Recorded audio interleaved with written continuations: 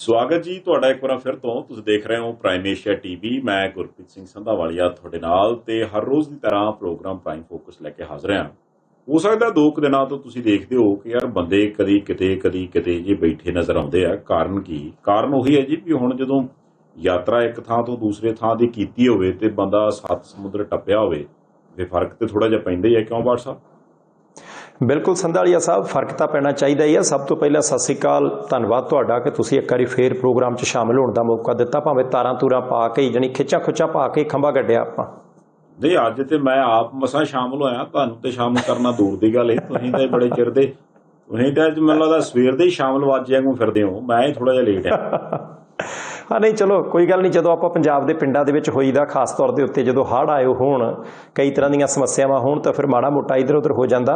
ਤੇ ਬਾਕੀ ਸੰਧਾਲੀਆ ਸਾਹਿਬ, ਸਭ ਤੋਂ ਪਹਿਲਾਂ ਪ੍ਰਾਈਮ ਏਸ਼ੀਆ ਟੀਵੀ ਦੇ ਜਿੰਨੇ ਵੀ ਮਾਣਮੱਤੇ ਆਪਣੇ ਪਰਿਵਾਰ ਦੇ ਮੈਂਬਰ ਨੇ, ਦਰਸ਼ਕ ਸ਼ਬਦ ਤਾਂ ਆਪਾਂ ਕਦੇ ਵਰਤਿਆ ਨਹੀਂ, ਕਿਉਂਕਿ ਟੱਬਰ ਦੇ ਜਿਹੜੇ ਮੈਂਬਰ ਨੇ, ਅਸੀਂ ਪ੍ਰਾਈਮ ਏਸ਼ੀਆ ਟੀਵੀ ਦੀ ਮੈਨੇਜਮੈਂਟ ਵੱਲੋਂ, CEO ਅਮਨ ਖੜਕੜ ਸਾਹਿਬ ਵੱਲੋਂ, ਤੇ ਜਿੰਨੇ ਵੀ ਪ੍ਰਾਈਮ ਏਸ਼ੀਆ ਟੀਵੀ ਦੇ ਕੰਮ ਕਰਦੇ ਸੱਜਣ ਨੇ, ਚਾਹੇ ਉਹ ਕੈਮਰੇ ਦੇ ਸਾਹਮਣੇ ਸਾਡੇ ਵਰਗੇ ਨੇ, ਚਾਹੇ ਉਹ ਕੈਮਰੇ ਦੇ ਪਿੱਛੇ ਨੇ, ਅਸੀਂ ਸਾਰਿਆਂ ਵੱਲੋਂ ਐਨ ਦਿਲ ਦੀਆਂ ਗਹਿਰਾਈਆਂ ਦੇ ਵਿੱਚੋਂ ਪਹਿਲਾਂ ਤਾਂ ਸਾਰੇ ਪਰਿਵਾਰ ਦੇ ਮੈਂਬਰਾਂ ਦਾ ਧੰਨਵਾਦ ਕਰਦੇ ਹਾਂ ਕਿ ਅੱਜ ਪ੍ਰਾਈਮ ਏਸ਼ੀਆ ਟੀਵੀ ਦੇ ਇਸ ਪ੍ਰਾਈਮ ਫੋਕਸ ਪ੍ਰੋਗਰਾਮ ਦਾ 2000ਵਾਂ ਐਪੀਸੋਡ ਹੈ।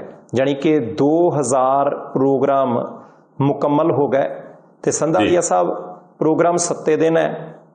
ਬਹੁਤਾ ਕਰਕੇ ਪ੍ਰੋਗਰਾਮ ਲਾਈਵ ਹੁੰਦਾ, ਤੇ ਜਦੋਂ 7 ਦਿਨ ਤੁਸੀਂ 1 ਘੰਟੇ ਦੇ ਲਈ ਆਪਣੇ ਪਰਿਵਾਰ ਦੇ ਮੈਂਬਰਾਂ ਦੀਆਂ ਬਰੂਹਾਂ ਦੇ ਉੱਤੇ ਜਾ ਕੇ ਦਸਤਕ ਦਿੰਦੇ ਆ, ਤੇ ਸ਼ੁਰੂ ਤੋਂ ਲੈ ਕੇ ਹੁਣ ਤੱਕ ਜਿਸ ਤਰੀਕੇ ਮੋਹ ਪਿਆਰ ਦਿੱਤਾ, ਕਿਉਂਕਿ 1 ਸਕਿੰਟ ਦਾ ਟਾਈਮ ਨਹੀਂ ਕਿਸੇ ਦੇ ਕੋਲ, ਪਰ ਜਦੋਂ ਤੁਸੀਂ ਆਪਣੇ ਪਰਿਵਾਰ ਦੇ ਮੈਂਬਰਾਂ ਦੀ ਜ਼ਿੰਦਗੀ ਦਾ ਹਿੱਸਾ ਇਸ ਕਦਰ ਬਣ ਜਾਂਦੇ ਹੋ ਕਿ ਰੋਜ਼ ਤੁਹਾਨੂੰ 54-55 ਮਿੰਟ ਆਪਣੇ ਅੰਗ ਸੰਗ ਰੱਖਦੇ ਆ, ਤਾਂ ਮੈਨੂੰ ਨਹੀਂ ਲੱਗਦਾ ਕਿ ਦੁਨੀਆ ਦੀ ਕੋਈ ਵੀ ਐਸੀ ਸ਼ੈ ਹੋਊਗੀ, ਦੁਨੀਆ ਦੀ ਕੋਈ ਵੀ ਐਸੀ ਕੀਮਤ ਹੋਊਗੀ ਜਿਹੜੀ ਅਸੀਂ ਪ੍ਰਾਈਮ ਏਸ਼ੀਆ ਟੀਵੀ ਦੇ ਪਰਿਵਾਰ ਦੇ ਮੈਂਬਰਾਂ ਨੂੰ ਜਿਹੜੀ ਉਹ ਮੁੱਲ ਦੇ ਰੂਪ 'ਚ ਤਾਰ ਸਕਦੇ ਹਾਂ। ਇਹ ਬਿਲਕੁਲ ਸਹੀ ਗੱਲ ਆ। ਮੈਨੂੰ ਹੁਣ ਨਾ ਚੇਤਾ ਆਉਂਦਾ ਸੀ ਹੌਲੀ ਹੌਲੀ ਵੀ ਜਦੋਂ ਚਰਚਾ ਚੱਲੀ ਕਿ ਇਹੋ ਜਿਹਾ ਕੋਈ ਪ੍ਰੋਗਰਾਮ ਸ਼ੁਰੂ ਕਰਨਾ, ਤੇ ਅਮਨ ਭਾਜੀ ਕਹਿੰਦੇ ਵੀ ਹਾਂ ਵੀ ਕੀ ਪ੍ਰੋਗਰਾਮ ਕਿੱਦਾਂ। ਮੈਂ ਹੈ ਜੀ ਕੋਈ ਨਹੀਂ, ਲੈਨੇ ਬਾਬੇ ਦਾ ਨਾਂ, ਕੁਛ ਨਾ ਕੁਛ ਕਰਾਂਗੇ। ਉਦੋਂ ਨਾ ਤੇ ਹੁਣ ਵਰਗਾ ਜੁਗਾੜ ਹੀ ਸੀਗਾ, ਨਾ ਕੋਈ ਸੈੱਟ ਸੁੱਟ ਹੀ ਬਹੁਤਾ ਹੁੰਦਾ ਸੀ, ਤੇ ਇੱਕ ਤਰ੍ਹਾਂ ਨਾਲ ਗੱਡੀ ਜੀ ਰੇੜ ਲਈ। ਤੇ ਮੈਨੂੰ ਲੱਗਦਾ ਵੀ ਉਦੋਂ ਥੋੜੇ ਜਿਹੇ ਐਪੀਸੋਡ ਹੋਏ ਸੀ। ਜਦੋਂ ਫਿਰ ਆਪਣੇ ਦੋਵਾਂ ਵੀਰਾਂ ਦੀ ਸਾਂਝ ਪੈ ਗਈ, ਤੇ ਫਿਰ ਮੈਨੂੰ ਲੱਗਦਾ ਹੁੰਦਾ ਕਿਸੇ ਵੇਲੇ ਇੱਦਾਂ ਹੁੰਦਾ ਨਾ ਵੀ ਉਹ ਜਾਂ ਤਾਂ ਬੰਦਾ ਗੱਡੀ ਪਾ ਲੈਂਦਾ ਜਾਂ ਕੰਬਾਈਨ ਪਾ ਲੈਂਦਾ, ਤੇ ਉਹ ਪਹਿਲਾਂ ਠੀਕ ਠਾਕ ਜੀ ਚੱਲਦੀ, ਕਦੀ ਸਵਾਰੀ ਮਿਲ ਗਈ, ਕਦੀ ਗਾਹਕ ਮਿਲ ਗਿਆ, ਕਦੀ ਨਾ ਮਿਲ ਗਿਆ। ਫਿਰ ਹੌਲੀ ਹੌਲੀ ਉਹ ਕਹਿੰਦਾ ਨਹੀਂ ਹੁਣ ਨਾ ਆਪਾਂ ਫੋਰਮੈਨ ਠੀਕ ਰਲ ਗਏ ਆ। ਕੋਈ ਕਹਿੰਦਾ ਹਨੇਰੇ ਚਲਾ ਲੈਂਦਾ, ਕੋਈ ਸਵੇਰੇ ਚਲਾ ਲੈਂਦਾ, ਤੇ ਹੁਣ ਸਾਡੀ ਗੱਡੀ ਰਿੜ ਪਈ। ਤੇ ਜਿਉਂ ਰਿੜੀ, ਮੈਂ ਆਪ ਸੋਚਦਾ ਵੀ ਦੇਖੋ ਉਦਣ ਮੈਂ ਨਹੀਂ ਸੀ ਸੋਚਿਆ ਵੀ 2000 ਐਪੀਸੋਡ ਵੀ ਇਹਦਾ ਹੋਊਗਾ, ਤੇ ਉਦਣ ਏਦਾਂ ਆਪਾਂ ਦੋਵੇਂ ਭਰਾ ਬੈਠੇ ਗੱਲਾਂ ਕਰਦੇ ਹੋਵਾਂਗੇ। ਤੁਸੀਂ ਇਹ ਦੇਖੋ 2000 ਕਿਸ ਨੂੰ ਲੱਗਦਾ ਯਾਰ 2000 ਕਿੰਨਾ ਕੁ? 2000 ਇੰਨਾ ਕੁ ਹੋਊਗਾ ਜੀ ਕਿ 1 ਸਾਲ ਦੇ ਦਿਨ 365 ਬਣਦੇ ਆ। ਉਹਦੇ ਹਿਸਾਬ ਨਾਲ 2000 ਨੂੰ ਵੰਡ ਲਓ। ਜੇ ਥੋੜਾ ਜਿਹਾ ਹੋਰ ਵੇਖਣਾ ਤੇ 1 ਸਾਲ ਦੇ ਵਿੱਚ ਮਹੀਨੇ ਜਿਹੜੇ ਆ ਉਹ 12 ਹੁੰਦੇ ਆ, ਤੇ ਗਾ ਸਾਲਾਂ ਨੂੰ ਤੁਸੀਂ ਉਹਨਾਂ ਦੇ ਹਿਸਾਬ ਨਾਲ ਗੁਣਾ ਕਰਕੇ ਦੇਖ ਲਿਓ, ਫਿਰ ਤੁਹਾਨੂੰ ਮੋਟਾ ਜਿਹਾ ਆਈਡੀਆ ਹੋ ਜਾਊਗਾ। ਤੇ ਸਭ ਤੋਂ ਵੱਡੀ ਗੱਲ ਜਿਹੜੀ ਤੁਸੀਂ ਕਹੀ ਬਾਠ ਸਾਹਿਬ ਵੀ 1 ਘੰਟਾ ਰੋਜ਼ ਸ਼ਾਮ ਨੂੰ ਪਰਿਵਾਰ ਨਾਲ ਗੱਲਾਂ ਜਾਂ ਸਵੇਰੇ ਗੱਲਾਂ। ਸ਼ਾਮ ਨੂੰ ਮੈਂ ਤਾਂ ਕਿਹਾ ਵੀ ਕੈਨੇਡਾ ਜਾਂ ਇਸ ਵਕਤ ਕਾਲਾਂ ਹੀ ਪਈਆਂ ਹੁੰਦੀਆਂ, ਪੰਜਾਬ 'ਚ ਤਾਂ ਚਲੋ ਆਪਣੇ ਤੜਕਾ। ਉਹ ਜਿਹੜੀਆਂ ਗੱਲਾਂ ਨੇ, ਇਹਦਾ ਮਤਲਬ ਉੱਦਾਂ ਹੀ ਆ ਵੀ ਨੇਮ ਦੇ ਨਾਲ, ਜਿੱਦਾਂ ਕਿਸੇ ਨੇ ਸੱਥ 'ਚ ਜਾਣਾ ਹੁੰਦਾ ਵੀ ਹਾਂ ਯਾਰ ਹੁਣ ਬਾਕੀ ਠੀਕ ਆ, ਹੁਣ ਮੈਂ ਕੰਮ ਨਿਬੇੜ ਲਿਆ, ਮੈਨੂੰ ਉੱਥੇ ਜਾ ਆਉਣ ਦਿਓ, ਹੈ ਨਾ। ਉਹ ਕੰਮ ਜਿੱਦਾਂ ਹੁਣ ਹੋ ਗਿਆ, ਮੈਨੂੰ ਲੱਗਦਾ ਵੀ ਇਹ ਲਾਈਫ ਦਾ ਇੱਕ ਹਿੱਸਾ ਜਿਹਾ ਬਣ ਗਈ ਚੀਜ਼ ਵੀ ਜੇ ਕੰਮ ਨਾ ਕਰੀਏ ਜਾਂ ਨਾ ਪਹੁੰਚੀਏ, ਜਿਹੜੇ ਪਰਿਵਾਰ ਦੇ ਮੈਂਬਰ ਨੇ ਉਹਨਾਂ ਨੂੰ ਵੀ ਥੋੜਾ ਲੱਗਦਾ ਵੀ ਯਾਰ ਕਿੱਥੇ ਰਹਿ ਗਏ, ਤੇ ਆਪਣਾ ਵੀ ਜੀਅ ਜਿਹਾ ਕਰਦਾ ਵੀ ਯਾਰ ਹੈ ਪਤਾ ਨਹੀਂ ਅੱਜ ਕੁਛ ਮਿਸ ਜਿਹਾ। ਇਹ ਸੰਧਾਲੀਆ ਸਾਹਿਬ, ਇਹਦੇ ਵਿੱਚ ਕੋਈ ਦੋ ਰਾਏ ਨਹੀਂ। ਮੈਂ ਤਾਂ ਕਦੇ ਸੋਚਦਾ ਹੁੰਦਾ ਕਿ ਦੁਨੀਆ ਦੇ ਬਹੁਤ ਸਾਰੇ ਮੁਲਕਾਂ ਦੇ ਵਿੱਚ ਆਪਾਂ ਦੋਏ ਭਰਾ ਜਿਹੜੇ ਗਏ ਆ, ਨਾਲ ਖੜਕੜ ਸਾਹਿਬ ਹੁੰਦੇ ਆ, ਟੀਮ ਦੇ ਕਈ ਹੋਰ ਮੈਂਬਰ ਵੀ ਹੁੰਦੇ ਆ। ਜਦੋਂ ਕਿਤੇ ਜਾਈਦਾ, ਕਿਸੇ ਦਾ ਬੂਹਾ ਖੜਕਾਈਦਾ ਜਾਂ ਕੋਈ ਬੰਦਾ ਸੱਦਾ ਪੱਤਰ ਦਿੰਦਾ, ਤੇ ਉੱਥੇ ਜਦੋਂ ਬਜ਼ੁਰਗ ਘੁੱਟ ਕੇ ਜੱਫੀ ਪਾਉਂਦੇ ਤੇ ਸਿਰ ਦੇ ਉੱਤੇ ਹੱਥ ਰੱਖਦੇ ਆ ਕਿ ਪੁੱਤ ਵੇਨੇ ਹੁੰਨੇ ਆ, ਤੁਹਾਡੀਆਂ ਗੱਲਾਂ ਸਾਨੂੰ ਠੀਕ ਲੱਗਦੀਆਂ।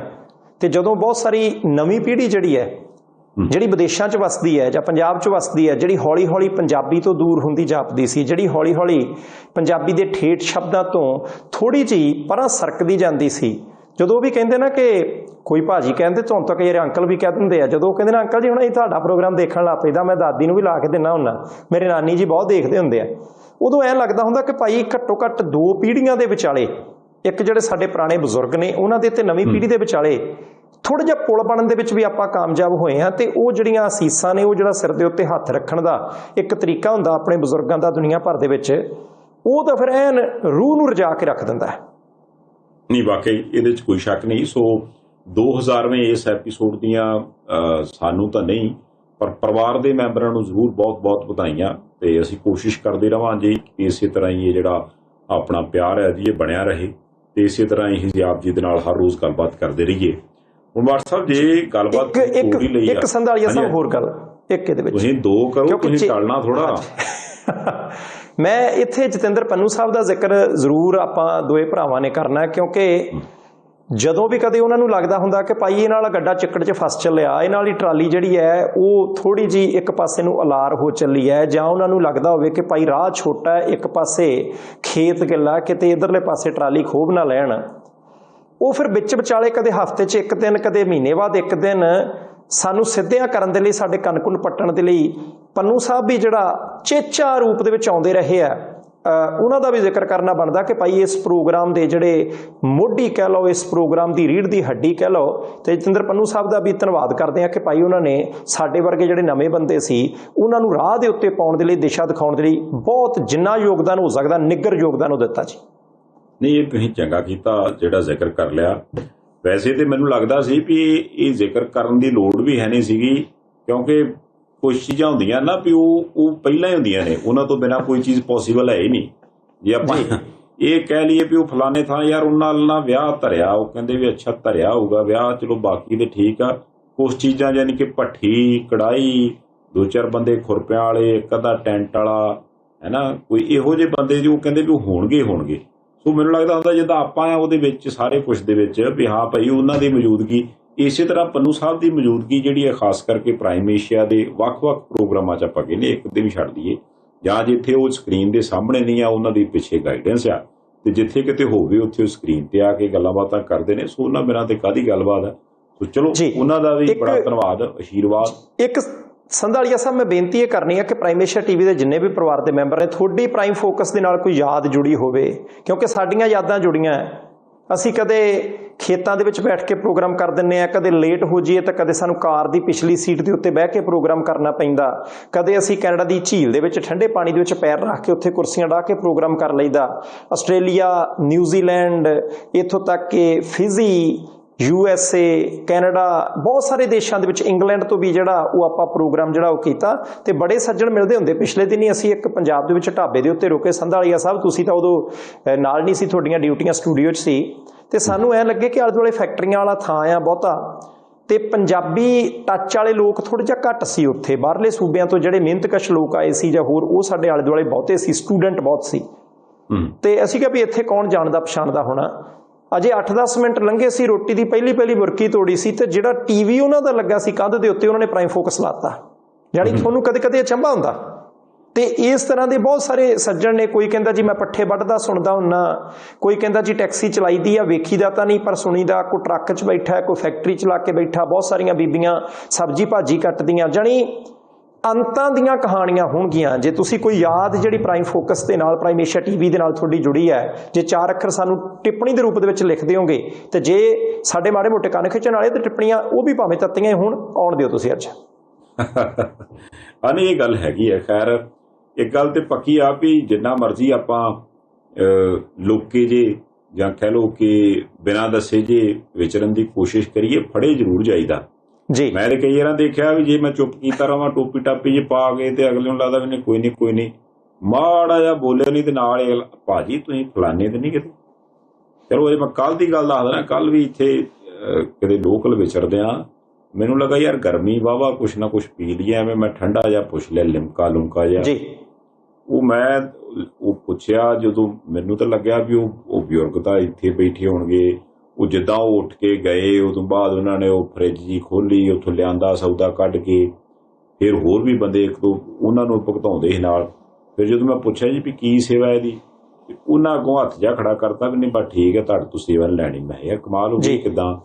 ਉਹ ਕਹਿੰਦੇ ਮੈਨੂੰ ਪਹਿਲਾਂ ਤੇ ਲੱਗਾ ਸੀ ਭੁਲੇਖਾ ਜਿਹਾ, ਜਦੋਂ ਫਿਰ ਤੁਸੀਂ ਬੋਲੇ ਤੇ ਮੈਨੂੰ ਉਦੋਂ ਪਤਾ ਲੱਗ ਗਿਆ ਵੀ ਯਾਰ ਬੰਦੇ ਤੇ ਉਹੋ ਹੀ ਜਾਪਦੇ ਆ। ਤੇ ਫਿਰ ਤਾਰ ਇਹ ਜੋੜ ਲਈ ਕਿਉਂਕਿ ਪਿਛਲੇ ਦਿਨਾਂ ਦਾ ਆਪਾਂ ਕਿਹਾ ਨਾ ਵੀ ਇੱਥੇ ਆਏ ਆ ਹੁਣ, ਫਿਰ ਉਹ ਸਾਰੀ ਤੁਸੀਂ ਇਹ ਦੇਖੋ ਵੀ ਕਿੱਦਾਂ ਐਪੀਸੋਡ ਵਾਈਜ਼ ਅਗਲਾ ਬੰਦਾ ਹਰ ਰੋਜ਼ ਚੀਜ਼ ਨੂੰ ਟਰੈਕ ਕਰਦਾ। ਹਾਲਾਂਕਿ ਮੈਂ ਆਪਣੇ ਵੱਲੋਂ ਉਹਨਾਂ ਨੂੰ ਭੇਟਾ ਦੇ ਕੇ ਆਇਆ, ਮੈਂ ਕਿਹਾ ਜੀ ਇਦਾਂ ਨਹੀਂ, ਇਹ ਤੁਹਾਡਾ ਕਾਰੋਬਾਰ ਆ, ਪਿਆਰ ਆਪਣੀ ਥਾਂ ਜੀ, ਕਾਰੋਬਾਰ ਆਪਣੀ ਥਾਂ ਤੇ, ਤੋ ਚੰਗਾ ਲੱਗਦਾ। ਨਹੀਂ ਬਿਲਕੁਲ, ਇਹਦੇ ਵਿੱਚ ਸੰਧਾਲੀਆ ਸਾਹਿਬ ਕੋਈ ਦੋ ਰਾਏ ਨਹੀਂ। ਮੈਂ ਕਦੇ ਕਦੇ ਤਾਂ ਸੋਚਦਾ ਹੁੰਦਾ ਕਿ ਚਲੋ ਮੈਨੂੰ ਤਾਂ ਤੁਸੀਂ ਭਰਾ ਹੀ ਲੱਗਦੇ ਆ, ਤੁਹਾਨੂੰ ਅਸੀਂ ਪਰਜਾ ਲੱਗਦੇ ਹੁੰਨੇ ਲੀਡਰਾਂ ਨੂੰ ਕਿ ਭਰਾ ਵੀ ਮਿਲਿਆ ਪ੍ਰਾਈਮ ਮਿਨਿਸਟਰ ਟੀਵੀ ਦੇ ਸਾਰੇ। ਵੋਟਾਂ ਸਿਰ ਤੇ ਨੇ ਬਾਠ ਸਾਹਿਬ, ਤੁਸੀਂ ਸਾਡੇ ਭਰਾ, ਹੋਰ ਦੱਸੋ ਕੀ ਹੋਣਾ, ਇਹ ਕਹਿ ਦਿਆਂਗੇ। ਨਹੀਂ, ਇਹਦੇ ਵਿੱਚ ਕੋਈ ਦੋ ਰਾਏ ਨਹੀਂ। ਤੇ ਸੰਧਾਲੀਆ ਸਾਹਿਬ ਕਦੇ ਕਦੇ ਲੱਗਦਾ ਹੁੰਦਾ ਕਿ ਜਦੋਂ ਪ੍ਰਾਈਮ ਫੋਕਸ ਦੇ ਵਿੱਚ ਜੁੜੇ ਆ ਉਹਦੇ ਤੋਂ ਬਾਅਦ ਕਿੰਨਾ ਟੱਬਰ ਵੱਧ ਗਿਆ, ਕਿੰਨੇ ਸੱਜਣ, ਕਿੰਨੇ ਜੀ ਮਿਲੇ। ਸੋ ਸਾਡੇ ਕੋਲੇ ਸ਼ਬਦ ਨਹੀਂ ਹੈ ਜੀ, ਕਿਉਂਕਿ 7 ਦਿਨ ਪ੍ਰੋਗਰਾਮ ਦਾ ਚੱਲਣਾ, ਲਾਈਵ ਪ੍ਰੋਗਰਾਮ ਦਾ ਚੱਲਣਾ, 54 ਮਿੰਟ ਰੋਜ਼ ਅਸੀਂ ਤੁਹਾਡੀ ਜ਼ਿੰਦਗੀ ਦੇ ਜਿਹੜੇ ਉਹ ਹਾਸਲ ਕਰਦੇ ਆਂ, ਤੇ ਅਸੀਂ ਉਮੀਦ ਕਰਦੇ ਹਾਂ ਕਿ ਭਾਈ ਤੁਸੀਂ ਇਹ ਸੰਬੰਧ ਜਿਹੜਾ ਨਾ ਸਾਡੇ ਨਾਲ ਬਣਾ ਕੇ ਰੱਖਿਓ। ਜੇ ਕਿਤੇ ਤੁਹਾਨੂੰ ਲੱਗੇ ਕਿ ਭਾਈ ਅਸੀਂ ਲੀਹੋਂ ਥਿੜਕਦੇ ਆਂ, ਸਾਨੂੰ ਥੋੜੇ ਦਿਨ, ਥੋੜੇ ਹਫ਼ਤੇ, ਥੋੜੇ ਮਹੀਨੇ ਦਿਓ, ਕਿਉਂਕਿ ਅਸੀਂ ਕੋਸ਼ਿਸ਼ ਕਰਦੇ ਹੁੰਦੇ ਕਿ ਥਿੜਕਣਾ ਨਹੀਂ। ਕਈ ਵਾਰੀ ਉਹ ਭੁਲੇਖੇ ਹੁੰਦੇ ਆ ਤੇ ਸਮਾਂ ਪੈਣ ਦੇ ਨਾਲ ਆਪੇ ਹੀ ਦੂਰ ਹੋ ਜਾਂਦੇ ਆ। ਸੰਧਾਲੀਆ ਸਾਹਿਬ ਆਉਣ ਦਿਓ ਖਬਰਾਂ ਦਾ ਸਿਲਸਿਲਾ। ਦੇਖੋ, ਖਬਰਾਂ ਵਾਲੇ ਪਾਸੇ ਮੋੜਾ ਕੱਟੀਏ ਤੇ ਚੱਕਰ ਇਹ ਆ ਵੀ ਜਿਹੜਾ ਇਸ ਵਕਤ ਸਾਰੇ ਪਾਸੇ ਰੌਲਾ ਰੱਪਾ ਪਿਆ ਵੀ ਹੜ੍ਹ ਜੀ ਤੇ ਹੜ੍ਹਾਂ ਦੀ ਮਾਰ ਜੀ, ਅਜੇ ਵੀ ਕਿਉਂਕਿ ਕਈਆਂ ਥਾਵਾਂ ਦੇ ਉੱਪਰ ਪਾਣੀ ਪੂਣੀ ਹੈਗਾ, ਜਾਂ ਜਿੱਥੇ ਪਾਣੀ ਲੰਘ ਗਿਆ ਉਹ ਮਗਰ ਐਸੇ ਹਾਲਾਤ ਛੱਡ ਗਿਆ ਕਿ ਮੈਨੂੰ ਲੱਗਦਾ ਕਿ ਵੀ ਹੋ ਸਕਦਾ ਅਗਲੀ ਫਸਲ ਤੇ ਗਈ ਸ਼ਾਇਦ ਅਗਲੀ ਫਸਲ ਵੀ ਨਾ ਹੋ ਸਕੀ। ਹੁਣ ਇੱਕ ਪਾਸੇ ਤੇ ਉਹ ਹਾਲਾਤ ਨੇ ਜਿਹੜੇ ਲੋਕਾਂ ਦੇ ਮਤਲਬ ਘਰਾਂ ਦੇ ਵਿੱਚ ਨੁਕਸਾਨ ਹੋ ਗਿਆ, ਜਾਂ ਫਸਲਵਾੜੀ ਦਾ ਨੁਕਸਾਨ ਹੋ ਗਿਆ, ਜਾਂ ਕੋਈ ਮੰਨ ਲਓ ਪਸ਼ੂ ਦਾ ਨੁਕਸਾਨ ਹੋ ਗਿਆ, ਜਾਂ ਕੁਝ ਥਾਵਾਂ ਤੇ ਜਿੱਦਾਂ ਆਪਾਂ ਜਾਨੀ ਨੁਕਸਾਨ ਵੀ ਸੁਣਿਆ। ਤੇ ਹੁਣ ਜਦੋਂ ਇਹੋ ਜਿਹੀ ਸਥਿਤੀ ਹੋਵੇ ਤੇ ਹਰੇਕ ਬੰਦਾ ਸੋਚਦਾ ਵੀ ਯਾਰ ਜਿਹਦੀ ਵੀ ਕਿਸੇ ਦੀ ਡਿਊਟੀ ਆ ਤੇ ਉਹ ਭਾਵੇਂ ਇਨਸਾਨੀਅਤ ਦੇ ਨਾਤੇ ਸੀ ਨਿਭਾਵੇ ਜ਼ਰੂਰ, ਪਰ ਇਹ ਤਾਂ ਹੋ ਗਿਆ ਇਨਸਾਨੀਅਤ ਦੇ ਨਾਤੇ ਨਿਭਾਵੇ ਜ਼ਰੂਰ। ਤੇ ਜਦੋਂ ਇਹ ਪਤਾ ਲੱਗੇ ਵੀ ਕੋਈ ਸਰਕਾਰੀ ਅਫਸਰ ਸਾਹਿਬਾਨ ਨੇ, ਉਹਨਾਂ ਦੀ ਡਿਊਟੀ ਵੀ ਬਣਦੀ ਹੈ ਵੀ ਹਾਂਜੀ ਤੁਸੀਂ ਨਿਭਾਉਣੀ ਆ, ਤੇ ਉਹ ਆਖਣ ਵੀ ਯਾਰ ਹਾਂ ਮੈਨੂੰ ਕੀ ਲੋੜ ਪਈ ਹੈ ਉੱਥੇ ਜਾਣ ਦੀ, ਨਾ ਮੇਰੇ ਦੇ ਪੈਰਾਂ ਨੂੰ ਪਾਣੀ ਲੱਗ ਜਾਣਾ। ਤੇ ਫਿਰ ਜਦੋਂ ਉਹੋ ਜਿਹੇ ਬੰਦੇ ਬਾਰੇ ਪਤਾ ਲੱਗਦਾ ਤੇ ਫਿਰ ਸਰਕਾਰ ਉਸ ਅਫਸਰ ਨੂੰ ਸਸਪੈਂਡ ਕਰ ਦੇਵੇ, ਫਿਰ ਇਹਨੂੰ ਤੇ ਠੀਕ ਹੀ ਫੈਸਲਾ ਕਵਾਂਗੇ। ਮੈਨੂੰ ਲੱਗਦਾ ਕਿ ਪੰਜਾਬ ਸਰਕਾਰ ਇਹ ਮੰਨ ਰਹੀ ਹੈ ਕਿ ਭਾਈ ਠੀਕ ਹੈ, ਅਸੀਂ ਤਾਂ ਸਰਕਾਰੀ ਤੌਰ ਤੇ ਲੱਗੇ ਹੀ ਸੀ, ਹੋਰ ਜਥੇਬੰਦੀਆਂ ਤਾਂ ਲੱਗੀਆਂ ਸੀ, ਪਰ ਆਮ ਲੋਕਾਂ ਦਾ ਯੋਗਦਾਨ ਬਹੁਤ ਸੀ। ਇਹ ਪੰਜਾਬ ਦੇ ਆਮ ਲੋਕਾਂ ਨੂੰ ਮਾਨਤਾ ਦੇਣ ਵਾਲੇ ਸ਼ਬਦ ਨੇ। ਹੁਣ ਆਉਂਦੇ ਆ ਉਦੈਦੀਪ ਸਿੰਘ ਹੋਰਾਂ ਦੇ ਉੱਤੇ, SDM ਨੰਗਲ। ਹੁਣ ਹੋਇਆ ਕੀ, ਸੰਧਾਲੀਆ ਸਾਹਿਬ, DC ਮੈਡਮ ਪ੍ਰੀਤੀ ਯਾਦਵ ਰੋਪੜ ਦੇ ਡਿਪਟੀ ਕਮਿਸ਼ਨਰ, ਉਹਨਾਂ ਨੇ ਰਿਪੋਰਟ ਦਿੱਤੀ। ਹੁਣ ਰਿਪੋਰਟ ਦੇ ਵਿੱਚ ਕੀ ਸੀ ਕਿ ਜਦੋਂ ਹੜ੍ਹ ਆ ਗਿਆ, ਕਿਉਂਕਿ ਨੰਗਲ ਇਲਾਕਾ ਆਪਾਂ ਸਾਰਿਆਂ ਨੂੰ ਪਤਾ ਕਿ ਪਾਣੀ ਦੇ ਤਾਂ ਕੰਢੇ ਤੇ ਹੈ, ਉੱਥੇ ਸਭ ਤੋਂ ਵੱਧ ਹੜ੍ਹਾਂ ਦੀ ਮਾਰ ਪਈ। ਸਭ ਤੋਂ ਪਹਿਲਾਂ ਜਦੋਂ ਫਲੱਡ ਗੇਟ ਖੋਲ੍ਹੇ ਗਿਆ ਤਾਂ ਨੰਗਲ ਦੇ ਪਿੰਡਾਂ ਦੇ ਵਿੱਚ ਹੀ ਪਾਣੀ ਆਇਆ। ਤੇ ਅਸੀਂ ਉਸ ਵੇਲੇ ਆਸ ਕਰ ਸਕਦੇ ਹਾਂ, ਛੁੱਟੀਆਂ ਕੈਂਸਲ ਕਰ ਦਿੱਤੀਆਂ ਗਈਆਂ ਸੀ, ਦਿਨ ਰਾਤ ਅਫਸਰ ਕੰਮ ਕਰ ਰਹੇ ਸੀ। ਆਮ ਲੋਕ ਜਿਹੜੇ ਘਰਾਂ ਦੇ ਵਿੱਚ ਪਾਣੀ ਦੇ ਵਿੱਚ ਡੁੱਬੇ ਹੋਏ ਸੀ, ਜਿੱਥੇ ਕੋਈ ਬਿਜਲੀ ਨਹੀਂ ਸੀ, ਜਿੱਥੇ ਨੈਟਵਰਕ ਦੀ ਸਮੱਸਿਆ ਆ ਗਈ ਸੀ, ਮੋਬਾਈਲ ਫੋਨਾਂ ਦੀ ਚਾਰਜ ਖਤਮ ਹੋ ਗਿਆ ਸੀ, ਲੋਕ ਪਾਣੀ ਨੂੰ ਤਰਸ ਰਹੇ ਸੀ, ਪਸ਼ੂ ਭੁੱਖੇ ਪਿਆਸੇ ਸੀ। ਲੋਕ ਕਿਹਨੂੰ ਉਡੀਕਦੇ ਹੁੰਦੇ? ਸਰਕਾਰ ਨੂੰ। ਤੇ ਸਰਕਾਰ ਕਿਹਨਾਂ ਦੇ ਸਿਰ ਤੇ ਚੱਲਦੀ ਹੈ? ਅਫਸਰਾਂ ਦੇ ਸਿਰ ਤੇ, ਕਰਮਚਾਰੀਆਂ ਦੇ ਸਿਰ ਤੇ। ਤੇ ਜੇ ਸਭ ਤੋਂ ਵੱਧ ਸੰਵੇਦਨਸ਼ੀਲ ਇਲਾਕੇ ਦੇ ਵੱਡੇ ਅਫਸਰ ਜਿਹੜੇ ਨੇ SDM ਸਾਹਿਬ, ਜੇ ਉਹੀ ਉੱਥੋਂ ਗੈਰ ਹਾਜ਼ਰ ਰਹਿਣਗੇ ਤਾਂ ਲੋਕਾਂ ਨੂੰ ਮਦਦ ਕਿੰਨੀ ਕੁ ਪੁੱਜੀ ਹੋਣੀ ਹੈ। ਤੇ ਹੈਰਾਨੀ ਦੀ ਗੱਲ ਤੁਸੀਂ ਦੇਖੋ, DC ਮੈਡਮ ਪ੍ਰੀਤੀ ਯਾਦਵ ਹੋਰੀ ਔਰਤ ਨੇ, ਬਰਾਬਰ ਹੈ, ਰੁਤਬਾ ਬਰਾਬਰ ਹੈ, ਅਸੀਂ ਫਰਕ ਨਹੀਂ ਕਰ ਰਹੇ। ਉਹ ਦਿਨ ਰਾਤ ਲੱਗੇ ਰਹੇ ਬੀਬੀ ਜੀ। ਅਸੀਂ ਉਹਨਾਂ ਨੂੰ ਵੀ ਸਲੂਟ ਕਰਦੇ ਹਾਂ ਕਿ ਤੁਸੀਂ ਨਹੀਂ ਮੋਰਚਾ ਛੱਡਿਆ ਬੀਬੀ ਜੀ, DC ਸਾਹਿਬਾਂ। ਪਰ ਉਹਨਾਂ ਨੇ ਨਾਲ ਫਿਰ ਰਿਪੋਰਟ ਕੀਤੀ, ਇਹ ਵੀ ਚੰਗਾ ਕੀਤਾ। ਨਹੀਂ ਤਾਂ ਕਹਿ ਸਕਦੇ ਸੀ ਯਾਰ ਅਧਿਕਾਰੀ ਨੇ, ਚਲੋ ਕੋਈ ਗੱਲ ਨਹੀਂ ਆਪਾਂ, ਕਿਉਂਕਿ ਕਿਸੇ ਨੂੰ ਕੀ ਪਤਾ SDM ਸਾਹਿਬ ਆਏ ਕਿ ਨਹੀਂ ਆਏ, ਉਹਨਾਂ ਦੀ ਕਿਹੜਾ ਚੌਕ 'ਚ ਡਿਊਟੀ ਹੁੰਦੀ ਹੈ, ਕਿਸੇ ਨੂੰ ਨਹੀਂ ਸੀ ਪਤਾ ਲੱਗਣਾ। ਪਰ ਬੀਬੀ ਜੀ ਨੇ, DC ਸਾਹਿਬਾਂ ਨੇ ਰਿਪੋਰਟ ਕੀਤੀ ਕਿ SDM ਸਾਹਿਬ ਜਦੋਂ ਬਹੁਤ ਸੰਵੇਦਨਸ਼ੀਲ ਸਮਾਂ ਸੀ, ਜਦੋਂ ਇਲਾਕੇ ਦੇ ਲੋਕਾਂ ਨੂੰ ਬਚਾਉਣ ਦਾ ਸਮਾਂ ਸੀ, ਉਸ ਵੇਲੇ ਗੈਰ ਹਾਜ਼ਰ ਰਹੇ, ਡਿਊਟੀ ਤੇ ਨਹੀਂ ਆਏ।